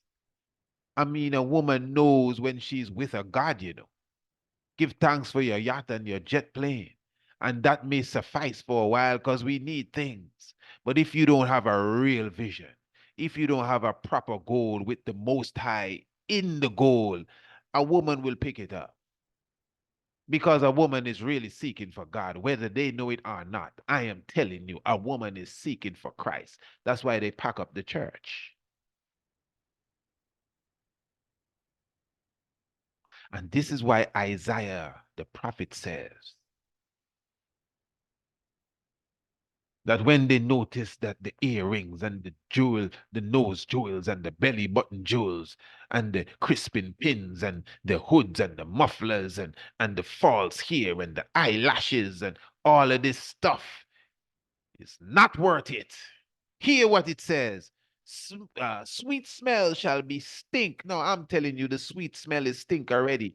The stuff that we wear as perfumes. Hear the name, the perfumes, fumes. The stuff that we make or wear as perfume and cologne only smells sweet to us because we have been engineered to think that it smells sweet.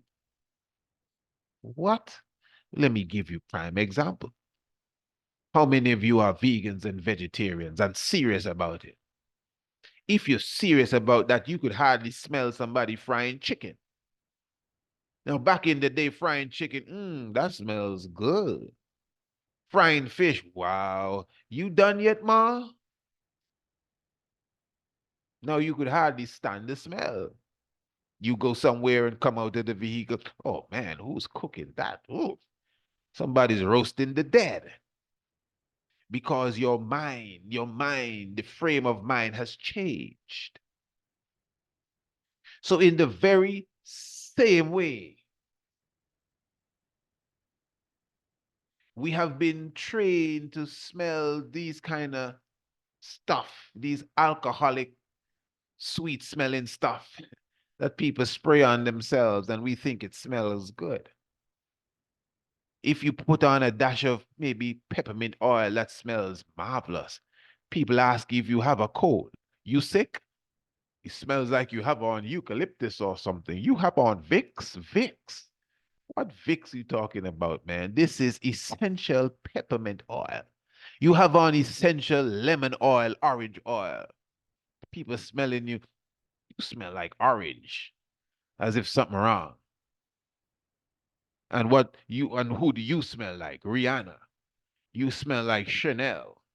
I'm not dissing anybody, because I'm sure they don't even wear that stuff. But you wear it. According to Isaiah, sweet smell shall become stink. Instead of well-placed wigs and these tight braids that pull your hair from the root, baldness.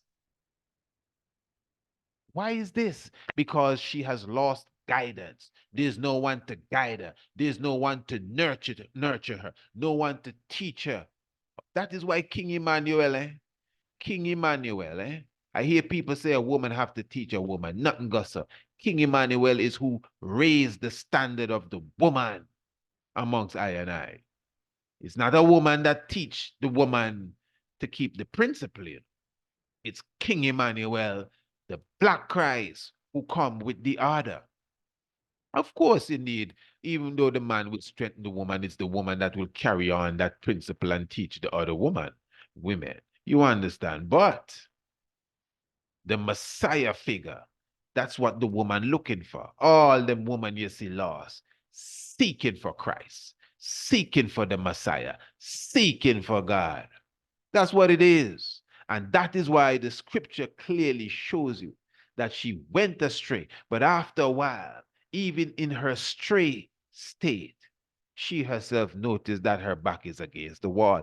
That is why I've said that even as a child, the way that you see a woman parade herself today, whether in front of your face or on television, is not like how it was when I was 5 years old. Maybe when I was 10, I started to see a change. But when I was 5, I could clearly remember that's not the way a woman parade herself. I mean, even when I was 10, in fact, 25 years ago, 30 years ago, let me say 40 years ago, you imagine a young girl in a mini skirt and a purple wig. she would be arrested. Not today. That looks normal. But in that day, she would be arrested. So I'm saying all of that to show you that this scripture that Isaiah is highlighting is speaking of this time.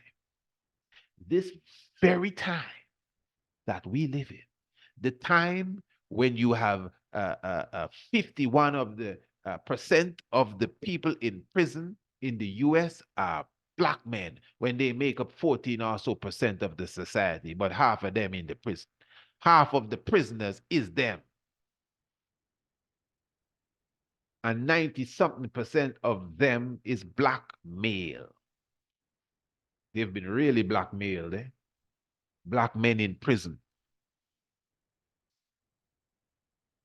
This is the time that Isaiah is speaking of, you know. But then now, Isaiah hits a very serious chord. I'm almost done. Isaiah says,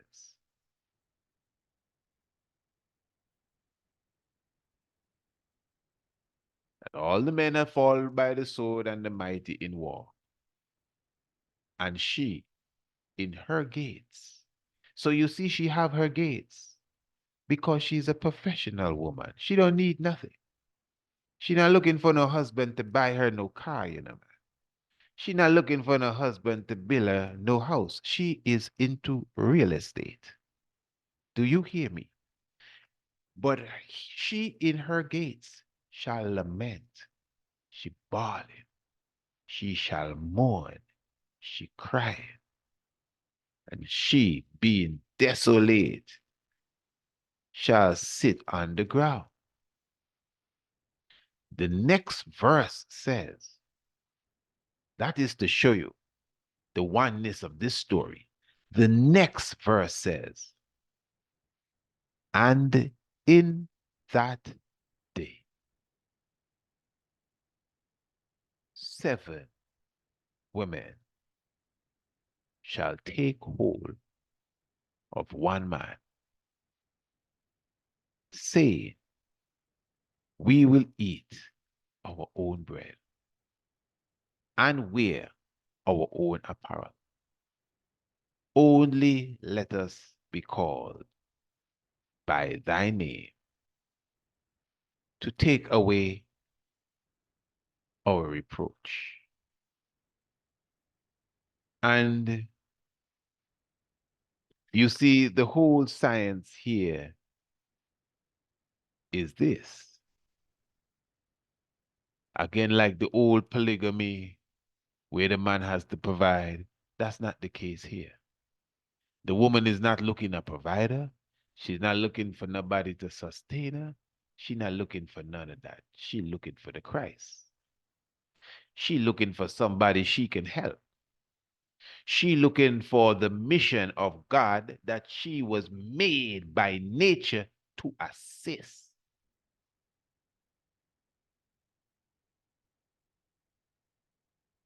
So whether you like it or not, because I know some people, oh, well, Christ said, you know, one woman, you still there. Listen, there's going to be a time when belief and opinions will not even exist. You see some of the things we argue about, well, I don't believe and I don't believe. You think that's going to go on forever?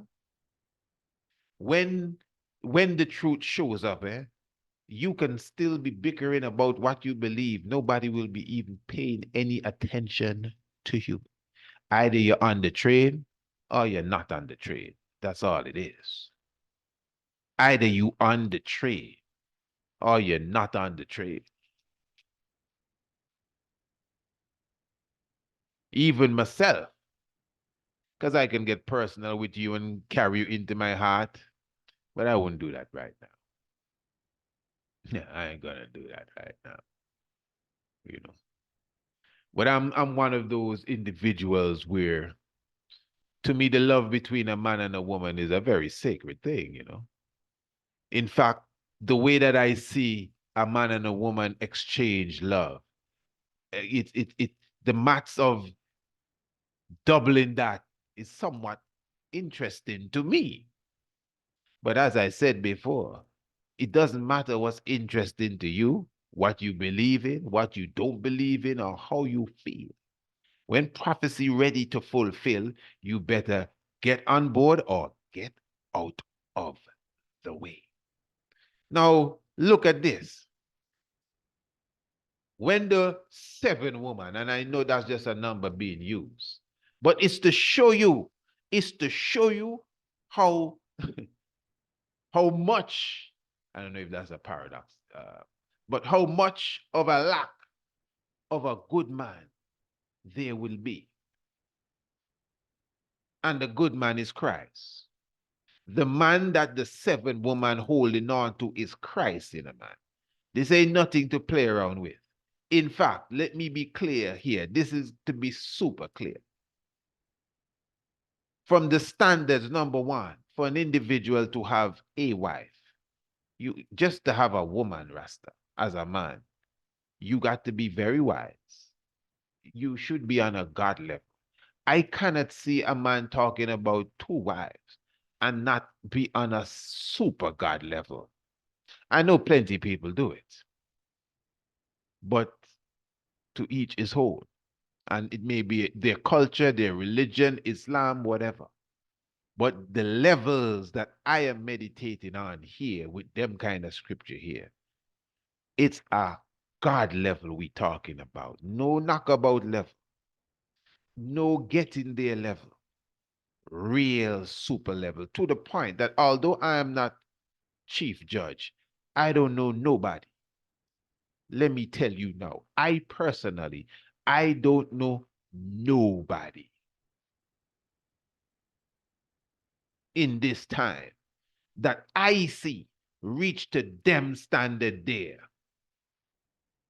I'm talking about as a man, that I know. Maybe I don't know them, but the people them that I know, the people that I know, and if you know me and you feel like dissing you, that's your business. But I don't know nobody that I see of any standard that they can handle any 7 woman.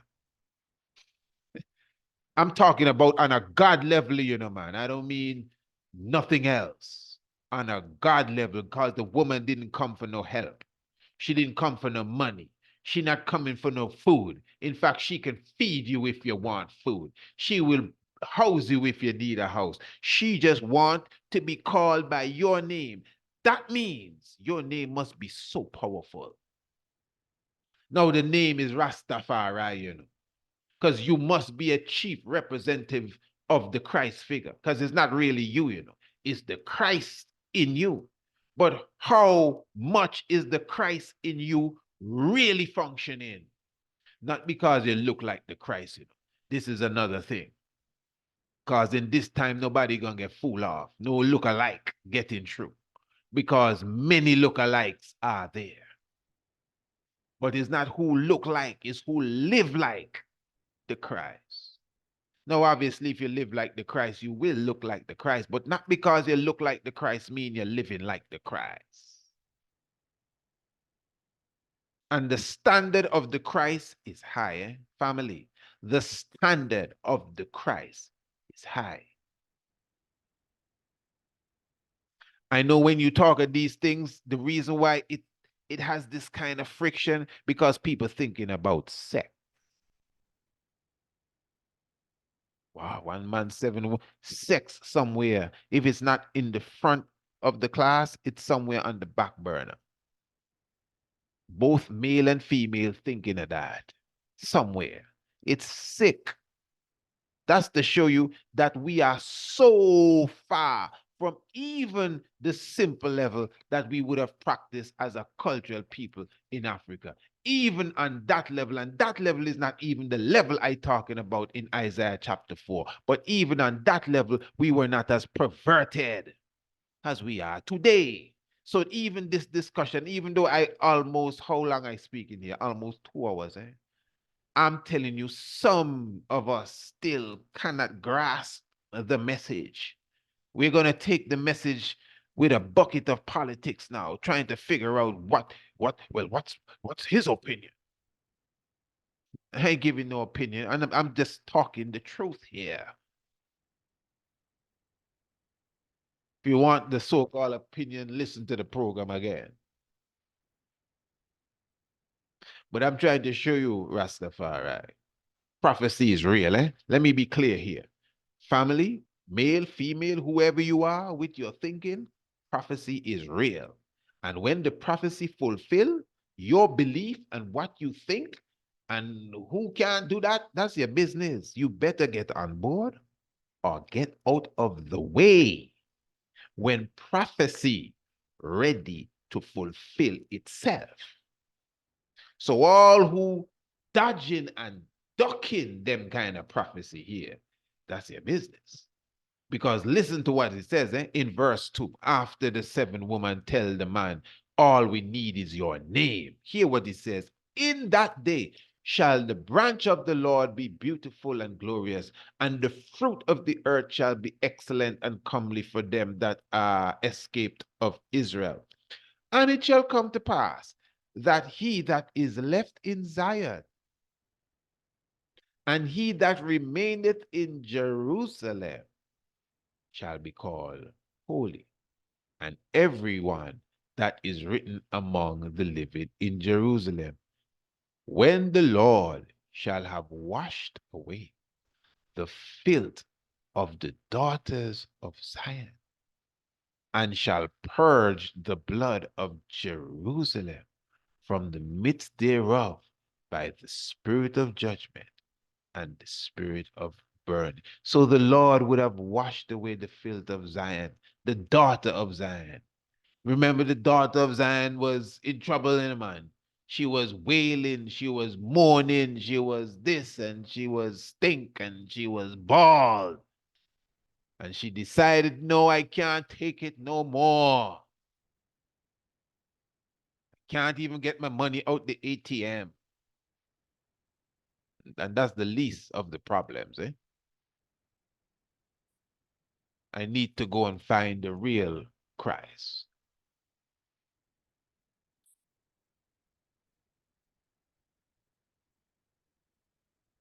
And because of that decision, coming in her humility too, coming to the master now. And of course, the man have to be a master. He can't be no play thing. This is what I'm trying to show you, brothers. This ain't no joke.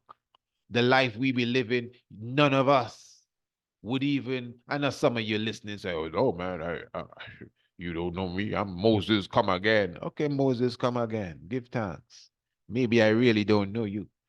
Because I know a lot of people, and I know some of you going to get hurt. I don't know no Moses come no again around here. Yeah, I don't want to sound like I'm Mr. Judge, but we ain't no serious set of people. I know a lot of people, yo, we ain't no serious set of people.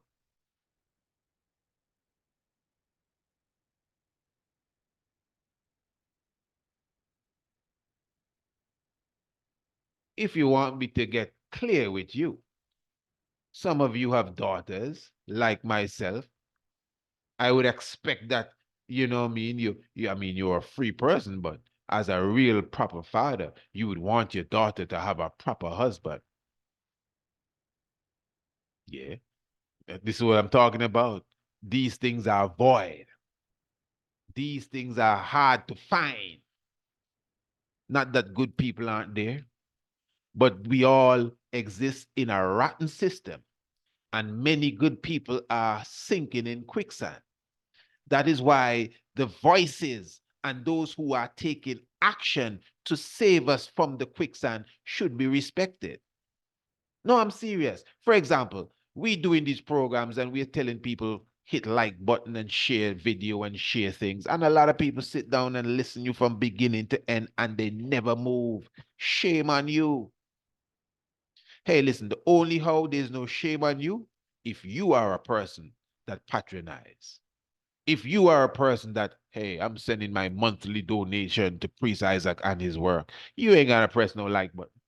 Of course not. I should be ashamed to trouble you. But for those who never spend a dime and they have a lot of talk, oh, this is great works. This is some marvelous stuff. And wow, good stuff, good stuff.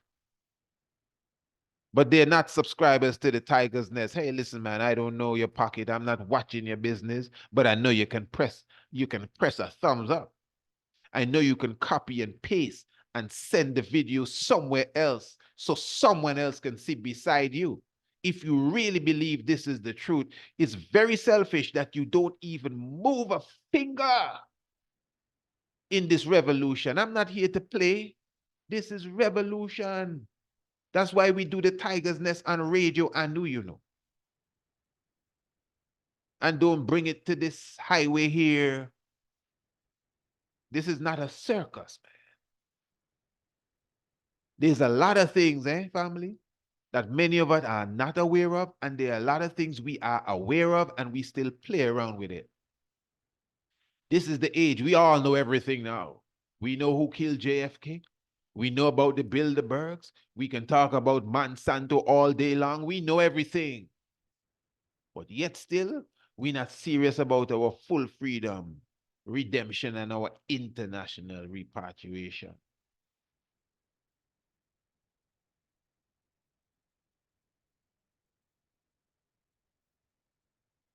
Yeah, royal family, give thanks, man. Thanks for the moment. Appreciate love it. Life giver and the keeper of life. You don't know if you know your Bible and you do not know your history. The knowledge of your Bible will become a mystery. And of course, it takes some real eyes to realize the real lies that are amongst us. Yes, family, make sure you get your copy of Kidemi. Share Kidemi with the family and friends. Yeah, and let everyone understand, of course, this is the magazine of the future, fully loaded. Hey, family, I hope you full enjoy this one, I know it was heavy for some of you, but I hope you would be mature in your thinking and mature in your understanding. You understand? You cannot be going forward on any level and be afraid to even have this level of discussion. Life giver and the keeper of life. Holy Manuel I, Selassie I, Jah, Rastafari. The link is in the description below. Join us on Radio Anu. Blessed love.